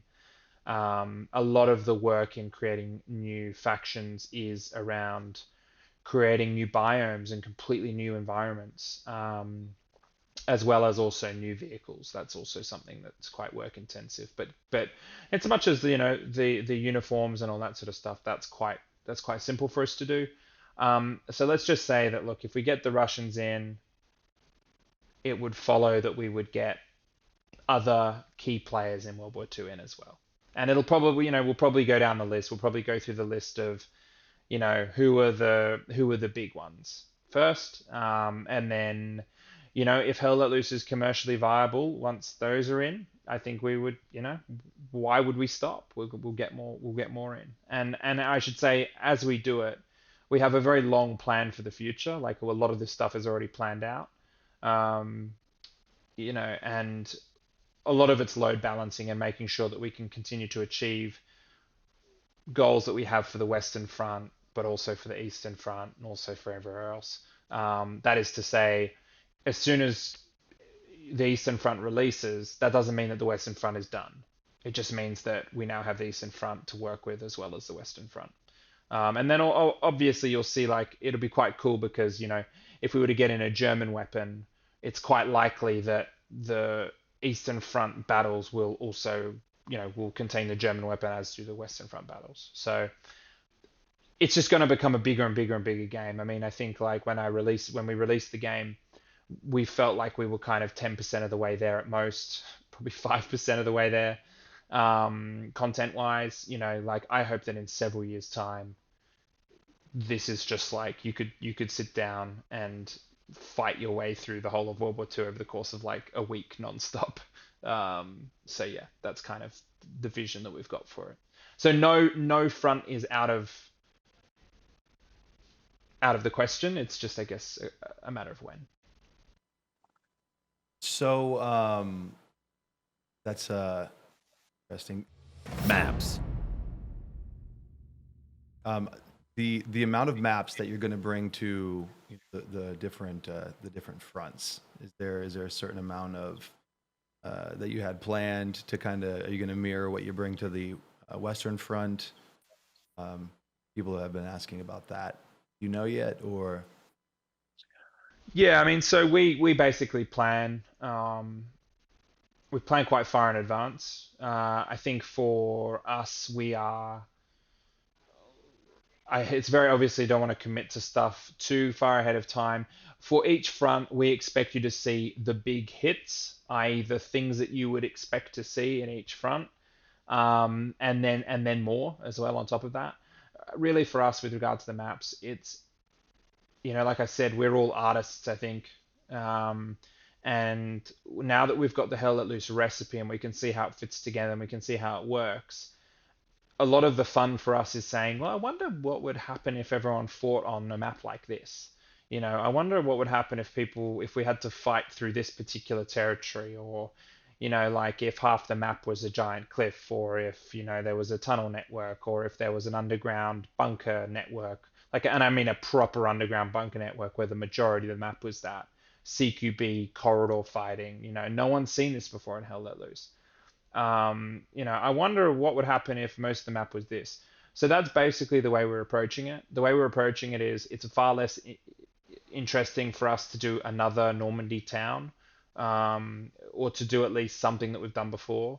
I think with all of the maps to come, what we're going to be doing is satisfying all of our Kickstarter backers who backed at the level that allowed them to choose a map. So we want to obviously make sure that we do right by our most generous backers, and we'll be doing their maps. But then also, like, in collaboration with them, we'll be trying to create environments and situations that you've never ever before seen in the game. You haven't fought over an airfield yet. You haven't fought through a city yet. You haven't fought through, a gulch yet, like down a valley. There's so much stuff here. You haven't fought through a port. So there's just millions and millions of things that we can do. So in so much as a fixed number, we're going to get a fixed number, I think, of about 8 per front, ideally, in order to build a campaign mode for that front. And then everything we have to do, obviously, has been planned to fit within the wider context of the campaign. The campaign, and then how does that look, in terms of the world, the whole conflict of World War II. Speaking of the campaign mode, we, on one of the TeamDeck servers, set up a rotation in order of which those battles took place, which got a lot of good feedback. So that was really cool. Community. That's awesome. That. Yeah, it was a lot of fun to play, and think about that kind of thing. Yeah, we want to bring people in, I think, and as we've said, you fight through the whole way, and I don't want to talk too much about campaign mode just at the moment, but we want to make it quite sophisticated, and we want to reward you for winning battles in previous battles, in the present battle, by maybe bringing the vehicles that you had at the end of the match through, possibly the resources, a whole bunch of stuff. So yeah, we're excited to explore that. Cool. So moving on from that section, let's talk a little bit about the admin side of things, server side of things, competitive gameplay. Competitive and administration. Have you seen any of the competitive videos on YouTube from, these teams competing big 50v50 matches? Yeah, yeah, I have. I mean, it's just like mind blowing to me and to the team, Like people often don't know, but like the moment anything gets posted basically about Hell Let Loose, like it'll be shared amongst the team and we'll have a look at it, good or bad, positive or negative. And I have to say those have been some of the greatest highlights is seeing these community run events. I think for us, like our philosophy towards this at the moment is trying to do whatever we can within the amount of time that we have to do it, in support of it. I know that many members of the community, I think probably feel concerned as to like, is this development team actually interested in what we're doing? What's going on? And I think for us, like we're currently in this very pure early access phase where we're trying to build our 1.0 product. So it's awesome to already see community events popping up, competitive matches popping up. And now that we're getting some of the fundamentals locked away for the game, projectile systems, the ballistics overhaul, animation overhaul, then we can actually take a breath and look and say, well, look at what the community are doing, look at how they're playing the game, look at how it's being played competitively, and then we'll be in a much easier spot where we can directly engage with the key competitors within the clans, and basically figure out ways to support them as best as possible. I mean, I've spoken about it before, but we never designed Hell Let Loose as an esports game. I think personally, from a philosophical point of view, it's quite weird to design a game purely for esports. It feels to me that a lot of the best esports games, particularly from indie teams, come as a result of demand rather than us trying to push it on people.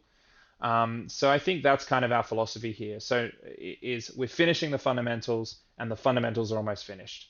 Once those fundamentals are finished, we then figure out how we can best support the competitive scene within Hell Let Loose. People like Godsend, who made just incredible media around those, have obviously shown that it's something worth watching and it's something worth broadcasting. It's something worth shoutcasting. And so now, now it's up to us in the coming months to step up and talk to the community and figure out the best way of supporting that. And to do the work that the community will request us to do, not that we think we should do for it.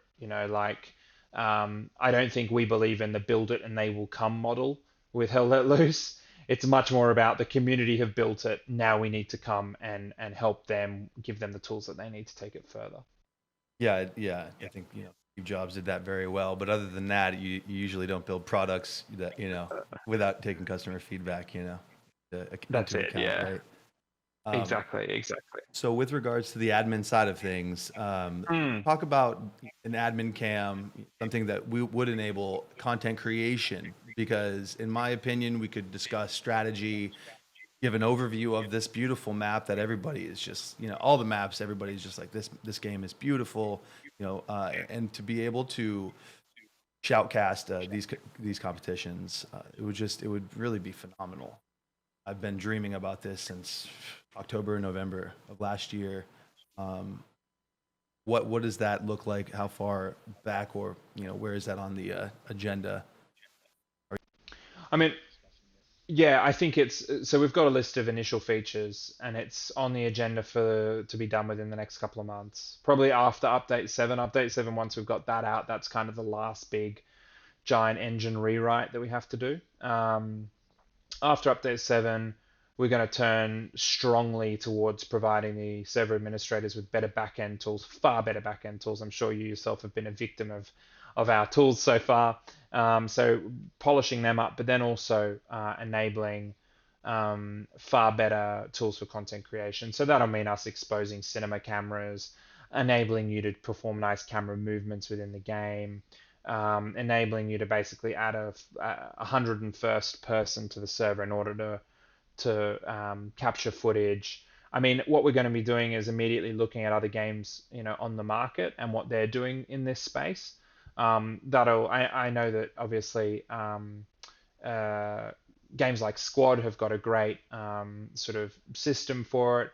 We'll be looking at what they're doing. We'll be looking at what the big AAA companies are doing.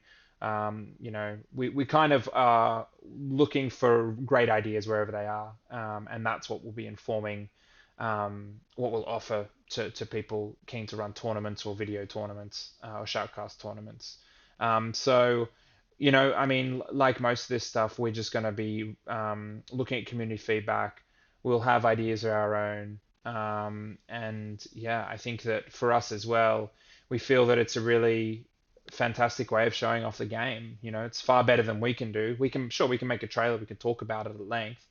Everyone knows I'm very good at talking about it at length, but the best way of showing it off is in those kind of um, greater understandings of the meta and the way that each individual player contributes within it. I'm just so excited. It's going to be so fun to discuss this and just add personality. I'm a content creator and consumer, so I watch a ton of stuff as well. And it's just pure entertainment, the jokes and the banter, the strategy and the insight, it's gonna be super fun. It's gonna be super fun. Definitely. I think it's also, to be honest, I think it's also going to be helpful for us as a team. Um, as you start to refine stuff for competition, you have to polish the rough edges off. And I think it's going to be really interesting to see what the cheese is within the meta. I mean, we're already aware of a lot of what the cheese is. It's the redeploy mechanic, it's the garrison bombing, it's that type of stuff. Um, so no, I think it's going to be super useful as well for us to see what people are doing within these tournaments in order to win. Speaking of tournaments, there was a Mm. question about server mods and having private servers, having the ability to do that, maybe opening up I don't know, or something, some adjustability to that. We at Team Dix created a zombie mode where it's just basically the honor system. You have two people on one team that are the alpha zombies, and then you got everybody on the other team. It's a 30-minute match where they have to defend a specific point. If the zombies kill you, there's the ability for you to be revived, but if you are KO'd, then you go to the other team automatically based off the function of the admin tools, and you become a zombie. So it's kind of like what's it called? They did the infected mode, right? Yeah, I remember. I used to Right, play back Infected in the with my day. brother all the time. Yeah. So I know to be able exactly to what you do mean. more of that would be pretty cool. Mm. Do you guys think about that, or do you have any ideas? 49 Yeah, I flamethrower mean, versus 49 flamethrower games. yeah, that would actually be quite hilarious. Uh, We did do an MG game um, actually, all MGs. that would have been insane. Just the noise alone would have been insane. It was intense. Um, um, Gosh, it's a tough one. I think, look, I think to be honest, to be very honest, we haven't thought about it at all just yet. I think because we've been so consumed with just trying to make sure that the game itself, A, wasn't catching fire, servers aren't crashing, and features are working, or we've overhauled the features correctly. Um, I think that I think in the near future there will be a point where we can look at modifiers and we can look at what we would expose. And then also, there's a lot to consider there about how that interrelates with sort of the progression system. I think obviously the way to do it would be to have like a separate area where there isn't, where the progression system isn't affected. So it can't sort of be exploited or manipulated. But that's me just kind of talking off the top of my head. I mean, I think, like something that it's very difficult to explain technically. Modding is, I understand the absolute beauty of modding, but there is a huge amount of infrastructure needed to be done in order to make it work. I'm sure people are very aware, particularly modders in the tactical shooter genre, that we as developers, anything that we do to change the core function of the game can break your mods that are made in a second. And cause all these amazing dedicated community members to lose all of their work overnight. And still on top of that, I think that we don't really want to be in a position where we're destroying other people's work. And so, in so much as an SDK or development kit generally, um, we'll be assessing it in a while. I mean, I think we need to get out of early access and we need to get a stable 1.0 product, 1.0 version of the game before we look at if we were to introduce modding tools and then also how powerful those modding tools would be. I think part of the issue is that game engines have become much more complex now. I mean, and I say that as someone completely ignorant who's only ever used Unreal Engine, but in talking to Roman, our lead programmer, and talking to him about this, we've interrogated him a huge amount about it because we know the community care about it. The technology is very complicated now, and as we know all too well, one misstep in the engine from us, and we feel that we're pretty experienced in the engine now, can lead to everything breaking. So the level of complexity, and then also in order to maintain optimization across everything, you have to do a huge amount of really magic within the engine in order to make sure it's stable. So modding does open up a huge can of worms, and I think it'd be something we'd be likely to do if we felt that we couldn't provide the enough content and enough fixes for the community, or if the commercial viability of Hell Let Loose was no longer, then we could then look at opening it up in order to let the community take it wherever they wanted. Gotcha. In so much as like mutator modes and modifier modes, I think I'm definitely happy to look at that. I think it'll just be after we leave early access, we'll come back to it and look at it. Just mainly, I think, because of the team size, to be honest. Yeah. So that's sort of where we're at with that. That makes perfect sense. Yeah, I don't think it's really necessary right now, but it was a question, so we're. No, it's a great question as well. We a lot of the times you're in battle and you're like, oh man, if I could just shout at the enemy right now, vicinity chat where the enemy can hear it. You know what? We've been thinking a huge amount about it, and I would love to challenge somebody to run into my building. I mean, yeah. I mean, we were thinking about it, and I think that like the majority of the use cases of you using vicinity chat is with you talking to someone, shouting at someone, a friendly nearby, like really close to you. Yeah. So we'll have a think about that. I don't think it would harm the game. It could actually create some quite fun moments, And I know that everyone's played Here I am completely losing my mind. What was the Source game that let you shout at other people? Counter-Strike? Resistance. I'm fairly sure it was Resistance that let you just like sit in the top roof, top room of a building, taunting people to come in. So we'll look at what we could tweak there, let's just say, because it could be quite interesting. The other thing as well is that we are going to bring in more voice work. We haven't done that yet because obviously the meta's not settled. But we'll bring in voice work at least just amongst your team, because it'll be kind of cool to hear, a German soldier tell you in German X or Y. Right. We're keen to keep it in the native language. We know that the German language has evolved quite a huge amount since the 40s, and so we're going to consult with some people in order to get the dialect right. We know that so far the localization in the game could be improved, and certainly with the sort of the voiceover aspects of it, we'll do the best we can to capture that original dialect. Cool.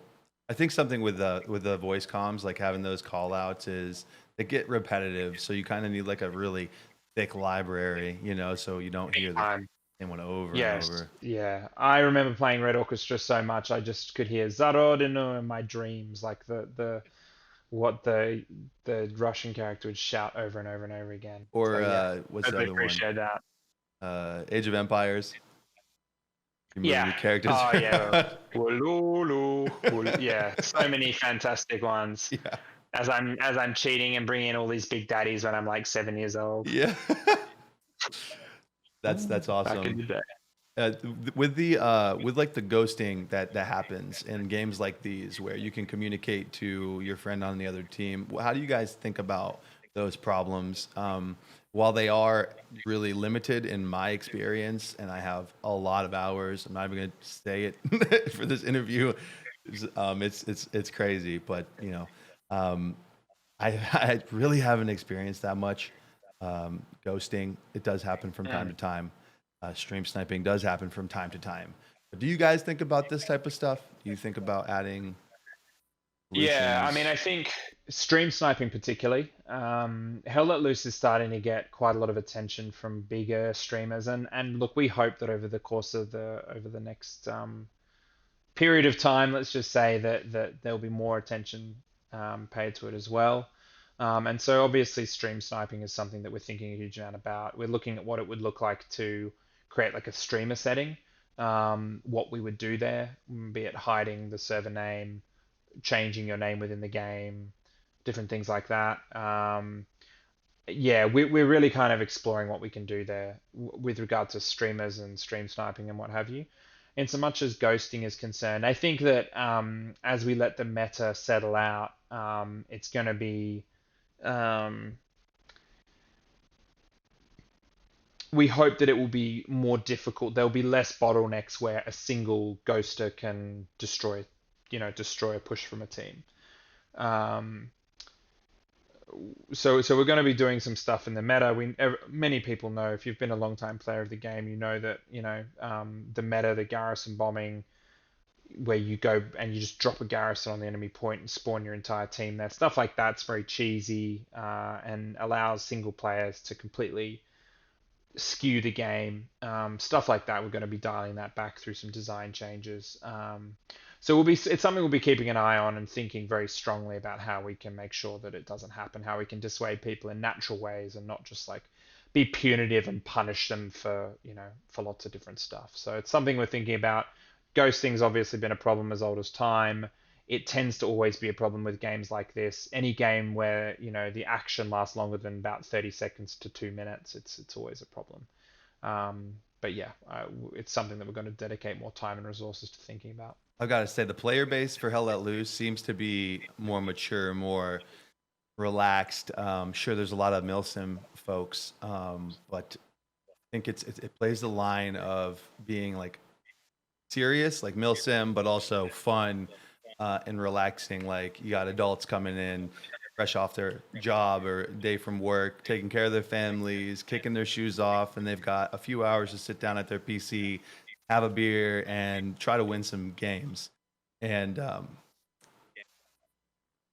Yeah. I mean, that's you've basically kind of summed it up. I think for us with Hell Let Loose, it's a game where a lot of, I guess, milsims, tactical shooters are designed purely with the very, very hardcore milsim player in mind, and then everyone else has to scrabble to figure out how to play like them, which has its merits. Like I think that the lifeblood of these games, in that sense, from in terms of the community discussing the game and the different nuances of the game, those people are very, very thoughtful. They have, studied tactics, strategy. They often servicemen or women. They are the lifeblood of I guess, the culture of the game. But I think with Hell Let Loose, what we've tried to do is make it so that we can, if you've never played a tactical shooter before, you can come in and you're a complete rookie. You've only played maybe a AAA shooter, um, and then you can get in and you can kind of do the stuff you do in a AAA shooter, but then you kind of look at the guy next to you and you're like, he's doing something more complicated than what I'm doing, and these guys are also talking and doing more complicated stuff than that. And then in that way, a lot of the time, like, it's so lovely to have people message me on Reddit and basically describe that they've come from a big AAA game. They wanted something a little bit different. They started playing and they were having fun running into the meat grinder over and over and over again. But then they started to try, like, being an officer, or like someone, they finally took the step up and became the commander. And I think that's when you see the things click for them and they realize, oh, okay, like there's a lot more here than just doing what I'm used to doing, not communicating and just maybe just shooting people. And I think for us, that's the biggest success point for us, is where, instead of like sort of breaking someone into the type of player we want to be, they've kind of gone down the journey themselves and they've ended up there.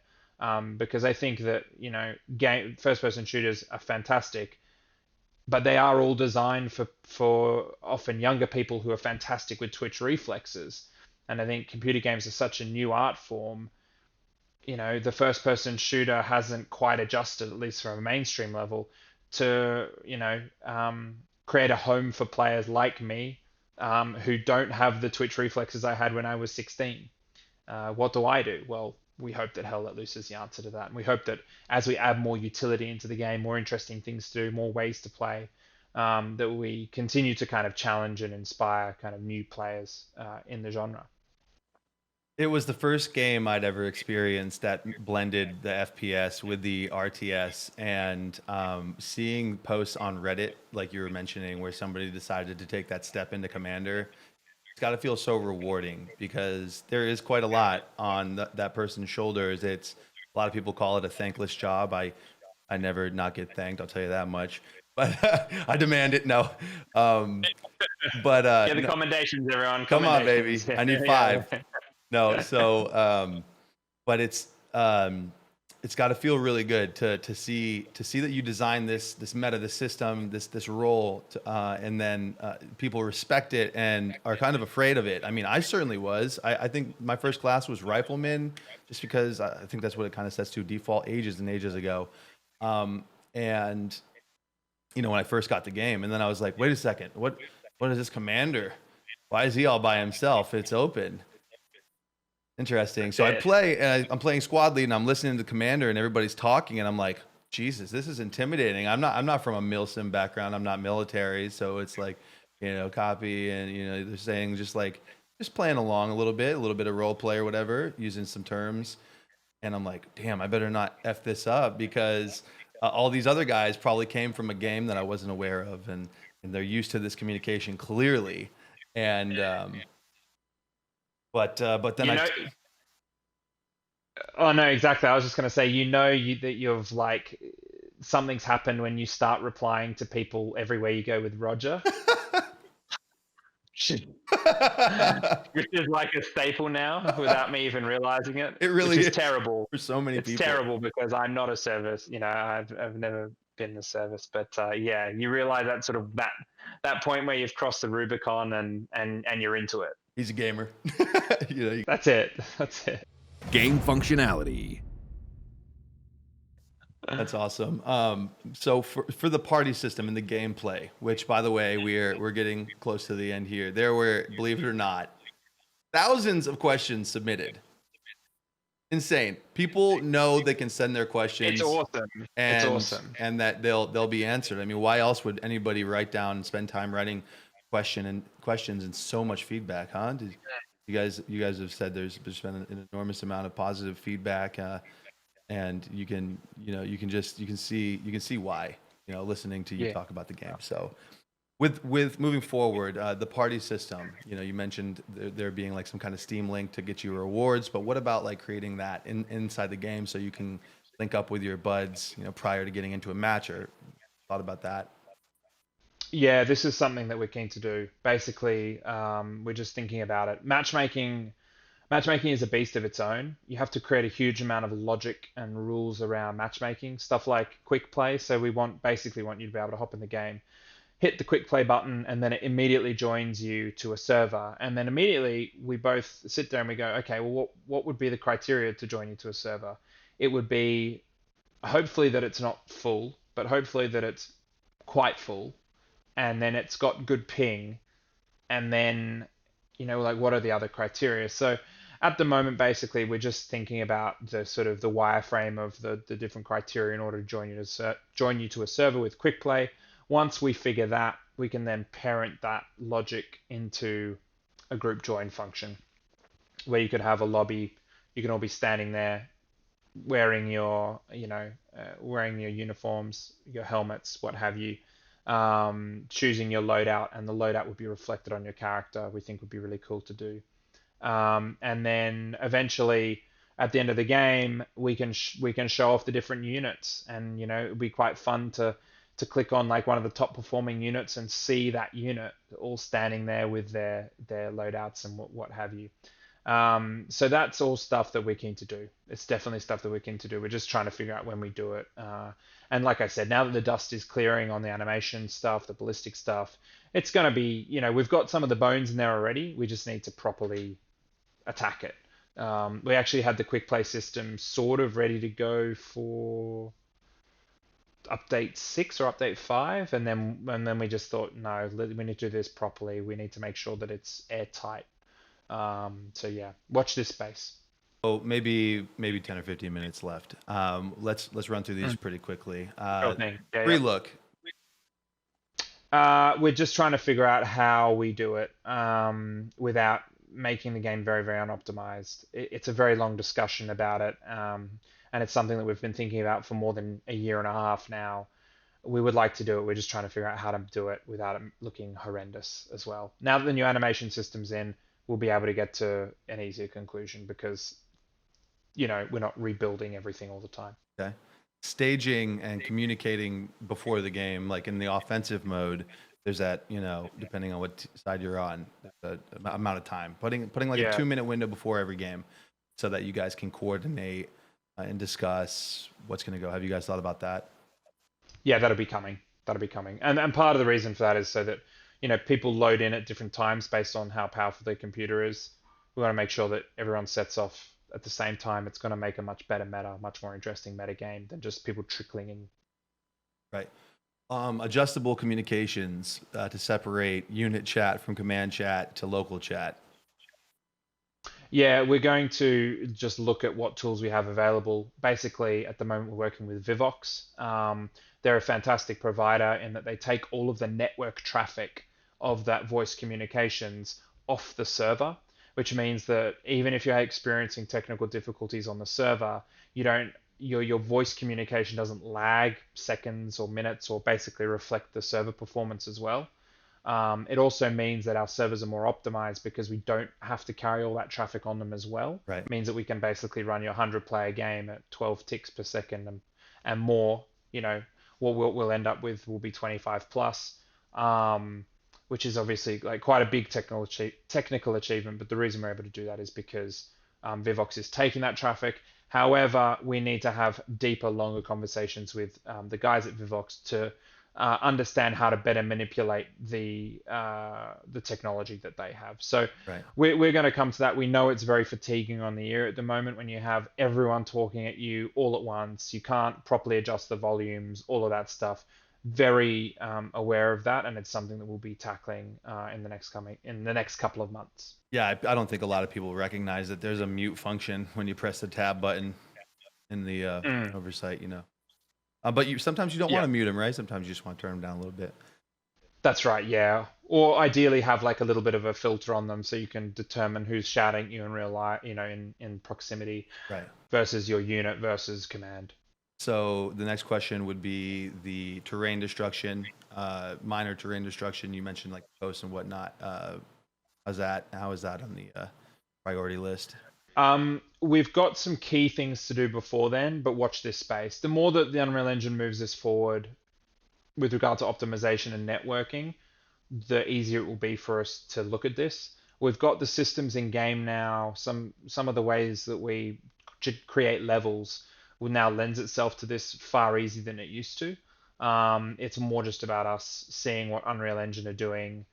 It could be for Unreal Engine 5, I'm not too sure, with regard to optimization. Not optimization graphically, but more optimization into much as netcode. If you are across the map and someone drives through a little wooden fence on the other side of the map, um, do we communicate the destruction of that wooden fence to all 99 players? And so if someone decides to drive down an endless line of wooden fencing, destroying all of it, the amount of traffic that we record then sends out to every single other player in order for it to replicate, i.e., so you don't get to that wooden fence and it's still there, or you're behind cover that doesn't exist for other players. That's the technical challenge. So Unreal Engine are doing some very clever stuff there. We're going to follow them on it, and we're going to see what we can do with it.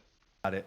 Are you planning on reworking the AA options, the aliasing sometimes? This is in kind of again conversation with the guys at Epic. Epic is a very Unreal Engine is a very robust engine. You can make an amazing mobile game on it. You can make an amazing third-person game on it. You can make an amazing platform or real-time strategy. It just so happens that making a tactical shooter brings out the worst in the current AA settings. If you're making a real-time strategy, this is never a conversation or discussion. The big problem, obviously, is that you're aiming at such distant targets that it really highlights any issue with their AA.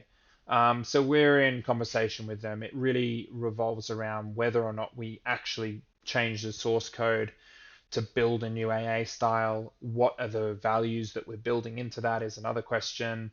What does it look like to have a good case scenario for this? Like, what AA are we aiming to achieve? Is it clarity? Is it less ghosting? Is it that the AA is causing the ghosting? Is it something else? There's a whole bunch of stuff there. We're going to have some conversations with Epic Okay. in the near future about it, but it is a very difficult one just because it's outside of our control as a dev team.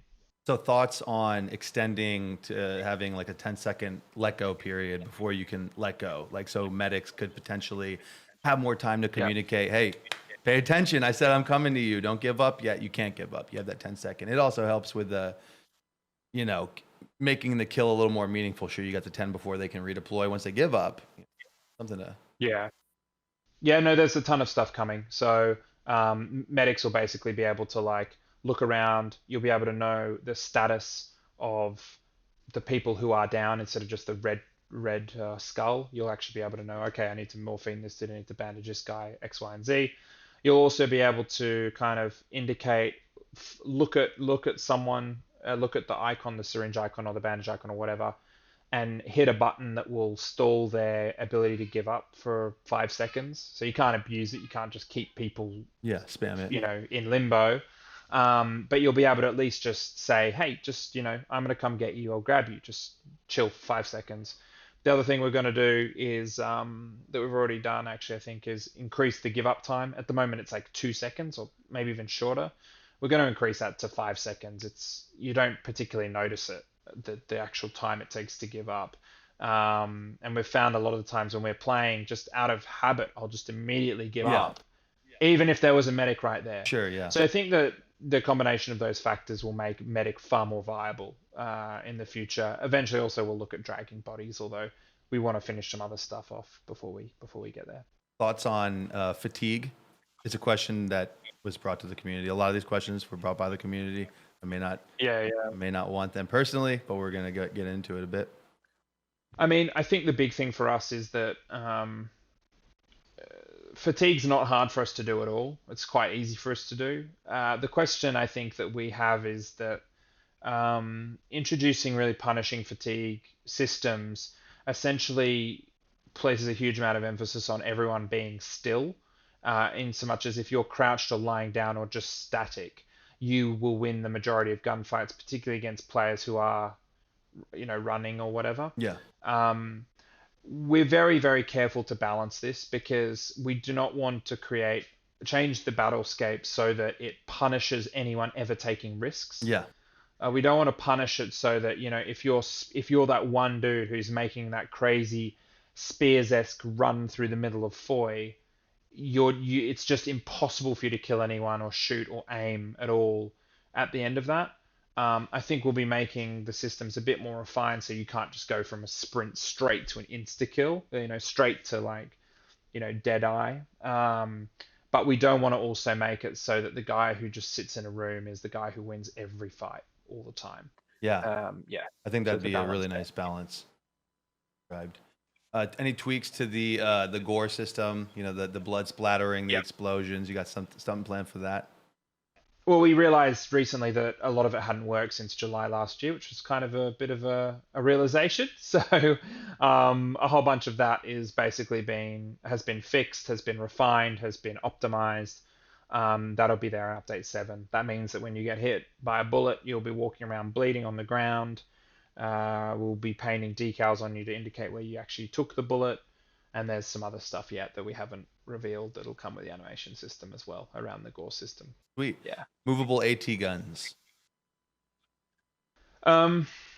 Look, I don't think we're going to be going the movable route. The main reason for that is because it becomes incredibly jank with regard to physics and with regard to sort of people sort of putting them on the side of things and stuff like that. However, what we will be doing, looking at obviously with the engineer role, in concert with the AT role, is the ability of you to upgrade the position itself. So right now, you and your mate have set up your AT gun in the middle of an open field. That's cool, but it's also not that useful to you when you're trying to go into combat against a tank that can instantly kill you. So what we're going to do is look at giving players the ability to use supplies and other resources to build up positions ostensibly through three different levels of defense. To make it so that the longer you spend upgrading a position, the more resources you spend upgrading that position, the more robust the position is, the harder to kill the people inside the position is as well. So while not necessarily more movable, much more useful and much more long lasting at the cost of resources, which is a good balancing feature. There was the And that's, question. I should also just say that's just one addition that the engineer will be sort of bringing to the table. Right. There was also the question about when like you open your map, are you going to be, do you have the animation where you're looking at your map and This is a Yeah, this is a funny one. I mean, if anyone's ever played Sea of Thieves, something that we're not keen for people to have is the watching your officer run around like this with his map out. We did have this system in the alpha, and it was one of those things that were like, this is cool. No one's ever done this before. This could be such a cool idea. Obviously, Heroes and Generals has it, but this could be a real way of us pushing this forward. And then we introduced it in the alpha, and it was not great. It was just clunky, it's kind of weird. Like it was cute, but it wasn't. It was kind of annoying. You either basically had your guy sprinting along with his map up to his face, or you had people having to stop and use their map while they're stationary, which really slowed the game down horrendously and made being an officer so clunky. So we did it, and yeah, it was one of those things where we're like, this is a cool idea, but I think it's just not right for the game. okay. Boat kick improvements? Oh yeah, just leave it with us. It's horrible right now. It's atrocious in the game. Everything about it sucks. I've never seen one ever pass or succeed. It takes up like half of your screen. Like it's gonna be overhauled completely. Okay. Your thoughts on HQ on spawn camping, like a sniper going back to recon? I think right now, like in so much as the snipers camping the artillery, sure, that's a feature that they can do. I think the way we're going to balance this out is by giving the sniper and the recon units more to do than just that. Like right now, that's kind of their key role, other than just running around trying to destroy spawn points everywhere. Right. Both those functions right now are, let's just say, less than optimal. We'll be changing the way that works and changing that meta. Well, so not removing it, but making it more of an incentive somewhere else for them not to sit on the arty gun and take out the guys, on the enemy team. I like. Yeah, exactly. It's just pretty cheesy. It's pretty corny that, you're just getting spawn camped in your base the whole time, or you're trying to use the artillery and it's just being endlessly killed by these guys. And I don't think it's that, I don't think anyone wants to play a game pretending they're Vasily Zaitsev to go and shoot people on a gun like the whole game. Exactly. So yeah, we're going to be doing a whole lot more with it. I mean, the sniper scopes generally and the sniping generally is going to be revamped anyway. So yeah, watch this space on that. I think that's just something that we didn't plan for, but that came about and we'll be addressing. So you shared a little bit about like the logistics and a bunch of systems changing, and we're really excited for that. Are you guys going to basically roll out U7 and then have another meeting, write up a roadmap and send that out? Because your roadmaps have been awesome, great to follow, exciting, fun to share and discuss. Is that the idea? Is that when we can expect another roadmap, or? Yeah, that's it. Basically, we'll finish this roadmap off. Bang, that's out. New roadmap in. Same amount of stuff. Yeah, and then obviously that's what we're working to. That's the song sheet that we're singing to. Cool. And the logistics system is part of that, as is sort of the ammunition system, some of the resource stuff, the way that the commander uses their resources, stuff like that. It's all going to be expanded. What is going to be the biggest feature outside of the animations, in your opinion, for 2020? It's hard to tell right now because the animations are just like so huge. It's like you're playing one game and now you're playing another game in a positive way. We're not going to make it so you get in the game and you can't hit anything, or that it's easy to hit things than it is currently. It's just going to be a much more polished feel. But so outside of that, for the remainder of 2020, I think the ballistic system came second to that. I think that a lot of the sound overhauls are going to be massive. I think that's going to be a huge thing. And then I think finally, the map overhauls are going to be massive as well. And then also introduction of new vehicles, transport vehicles, and things. It's actually kind of hard to tell. Transport vehicles, redo of the support role and the supplies, including beefing up the engineer role. There's so much stuff. It's going to be hard to tell what has the greatest effect though. Sure. Yeah, I was definitely thinking maps. You mentioned sounds. I think that would be a really good one to note as well. Fun questions. Cool. Yeah. So the last bit of these questions are more fun, just getting to know you better, getting your thought process. But we'll end with one for Hell Let Loose.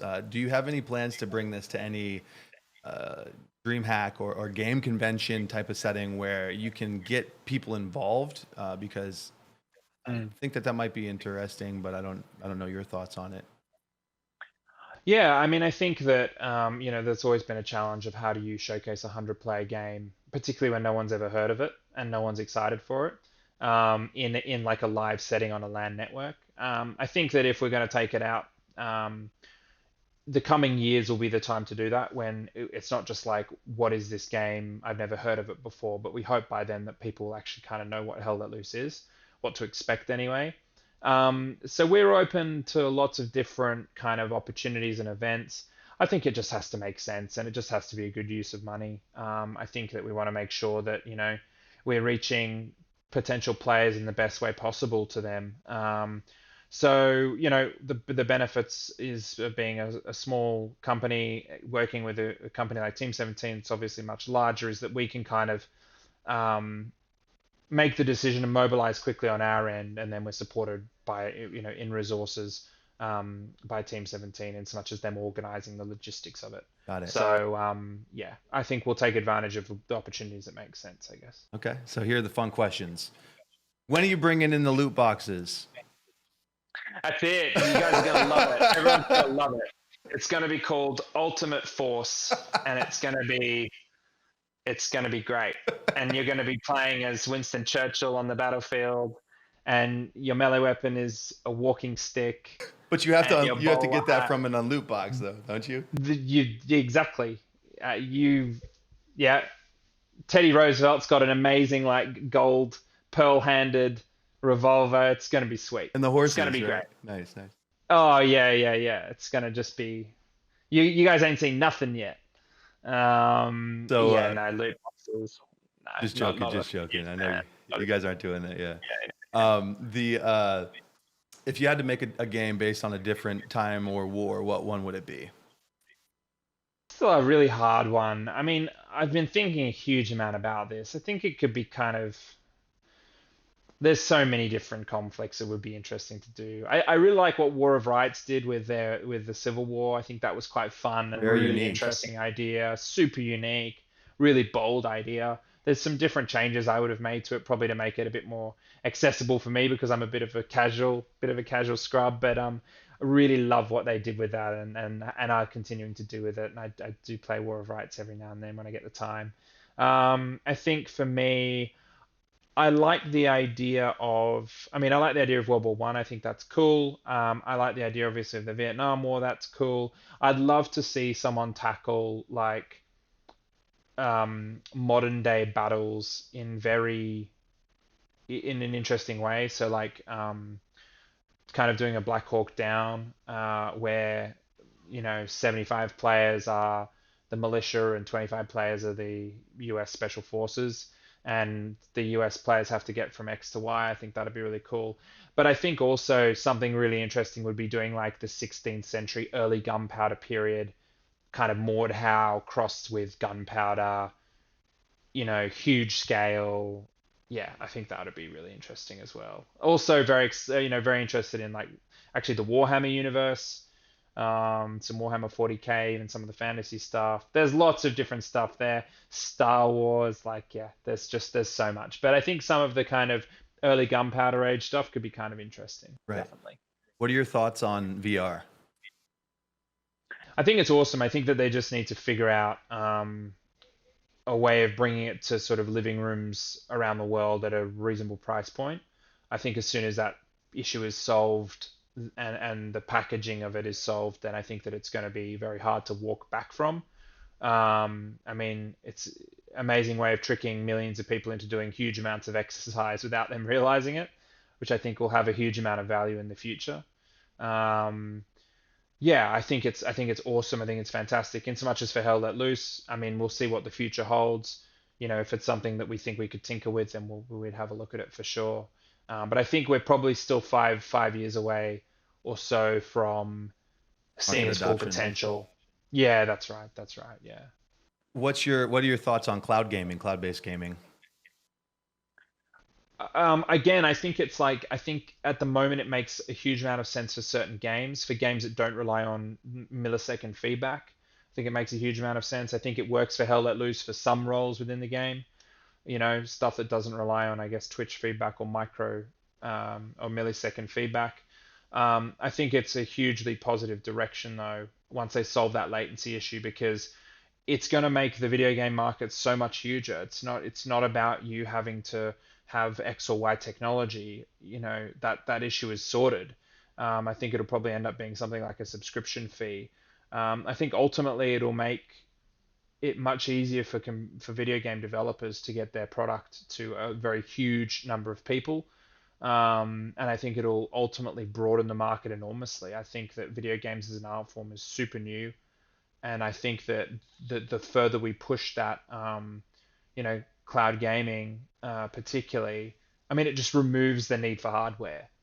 It's unbelievable, and most of the people I talk to who kind of find out what I do, you know, that we're making Hell Let Loose, say that, you know, if you know, they'll ask, can they play it on console? If not, can they play it? What type of PC do they need? So as soon as you remove those conversations, I mean, the sky is the limit. So Right. I'm pretty excited about it. Yeah. Definitely interesting. Okay, so Hell Let Loose related question now. What's your favorite role? I always play officer, Yeah. like every time, like without fail. I don't know. You're I the OP think, guy? yeah, pretty much. And I'm also the guy, I'd like running over the top after I've got an OP down, after I made sure we got Gary's. I like running over the top and pushing up to a really difficult location and then having my dudes follow me in. I think that's really, really fun. So you set It's up really cool. the perimeter or whatever. You have a bunch of spawn points down, and then you're the unit that's going in and attacking. That's it, yeah. I mean, I'm happy to do whatever sort of the commander wants us to do, but I do love that feeling of being the tip of the spear and like somehow pushing through and getting into the strong point, taking that farmhouse, taking that compound. I really love that feeling. That for me is really cool. And then also, I do like being commander. I think being commander is really fun. And then the third role that I really enjoy is the medic. I do like the idea just of playing support. It's a little bit less, I mean, it's actually very stressful still, but it's a different type of challenge to obviously just, you know, to shooting or being the commander. But we tend to play we tend to play all roles to try and, you know, make sure we understand the challenges that every role is facing. Who's the favorite or the best tanker in Black Matter? Who's your guys' go-to for annihilating enemy tanks? I think that Rick and Dave are very good at it, although they tend to play more infantry recently. So Rick is one of my partners. He's been overseeing all of the animation overhaul. And Dave is Sirius. You guys may know him as on the Discord. They play a mean tank crew. I myself and Spono love tanking. A lot of like him spotting me firing blind at wherever he's marking. I think us two, and then Danny is also very good. Danny is an unsung hero on the tanking side of things as well. So between all of us, but I think John and I used to play Spono. John and I used to play a huge amount of PR tanking together, and so we've brought that here as well. Well, really, really cool. I think we can wrap it there. It's currently 2 hours. Oh, yeah, nice short one, nice brief one. 1 year, I think it you know, deserves it, right? So that's why you were gracious with your time. Thank you so much. No. Thank you for doing this, and you know, look, I hope that it's answered people's questions and sort of given them a better sense of kind of who we are and what we do. Can we maybe expect some more of these interactions coming up? Maybe every, you know, 4 to 6 weeks. Have a touch base potentially. We'll maybe think about it. Yeah, definitely. I think now that not that things have eased up, so to speak, but now that there's less fundamental stuff to redo, this will definitely be something I'm keen to do far more frequently now, and more often into the future. And I think particularly around significant updates, it'd be a great way of explaining, the nitty gritty to people. Well, 1 year, brother. There's the chapter. We're moving on to the next one. Any final thoughts or That's it. comments, and call it a day. No, I mean, I think, look, just a big thank you to yourself, obviously, to the wider community, for supporting the game, be it, obviously like buying it and playing it, but also just, being an active part of the community, feeding back to us. Again, I've said it before, I'll say it again. Hell Let Loose is nothing without its community. We're super excited to be on this journey. We're looking at things from our side. We feel like we're in a really cool place, that we still feel like we're in the calm before the storm. We still feel like there are many more people still to learn about Hell Let Loose, and we think that they will hopefully probably learn about it within the coming years. So yeah, just thank you to the community for the great questions, for being generous to us, for being kind to us as well. It has not been a stressless year, and it will not stop being the stress will not stop as well going forward. And so yeah, just if you have issues or you got feedback, we just really appreciate you giving it to us, and we appreciate also how polite everyone is and how lovely everyone is in giving it to us as well. And just know that if there's an issue that you have with the game, there's probably a high chance we share the same issue with it, and that we will fix it, or we will introduce new features, or whatever it is. All right. What's that one tagline that you end the dev briefs with? Let's get you to say it, and then we'll wrap. Oh, no, now you're putting me on the spot. Is it? Oh, I don't want to. you got it. See you on the battlefield. Boom. See you on the battlefield, boys. Thanks, That's Max. it. And I open everyone with "Hey, everyone." So I'll close it with, yeah. See you on the battlefield. Cheers, Chuck. Cheers, Thanks brother. very much. See you later. Team Dix would like to thank Max and the teams at Black Matter and Team 17 for the opportunity to host this Ask Me Anything. For more great Hell Let Loose content, visit teamdix.com.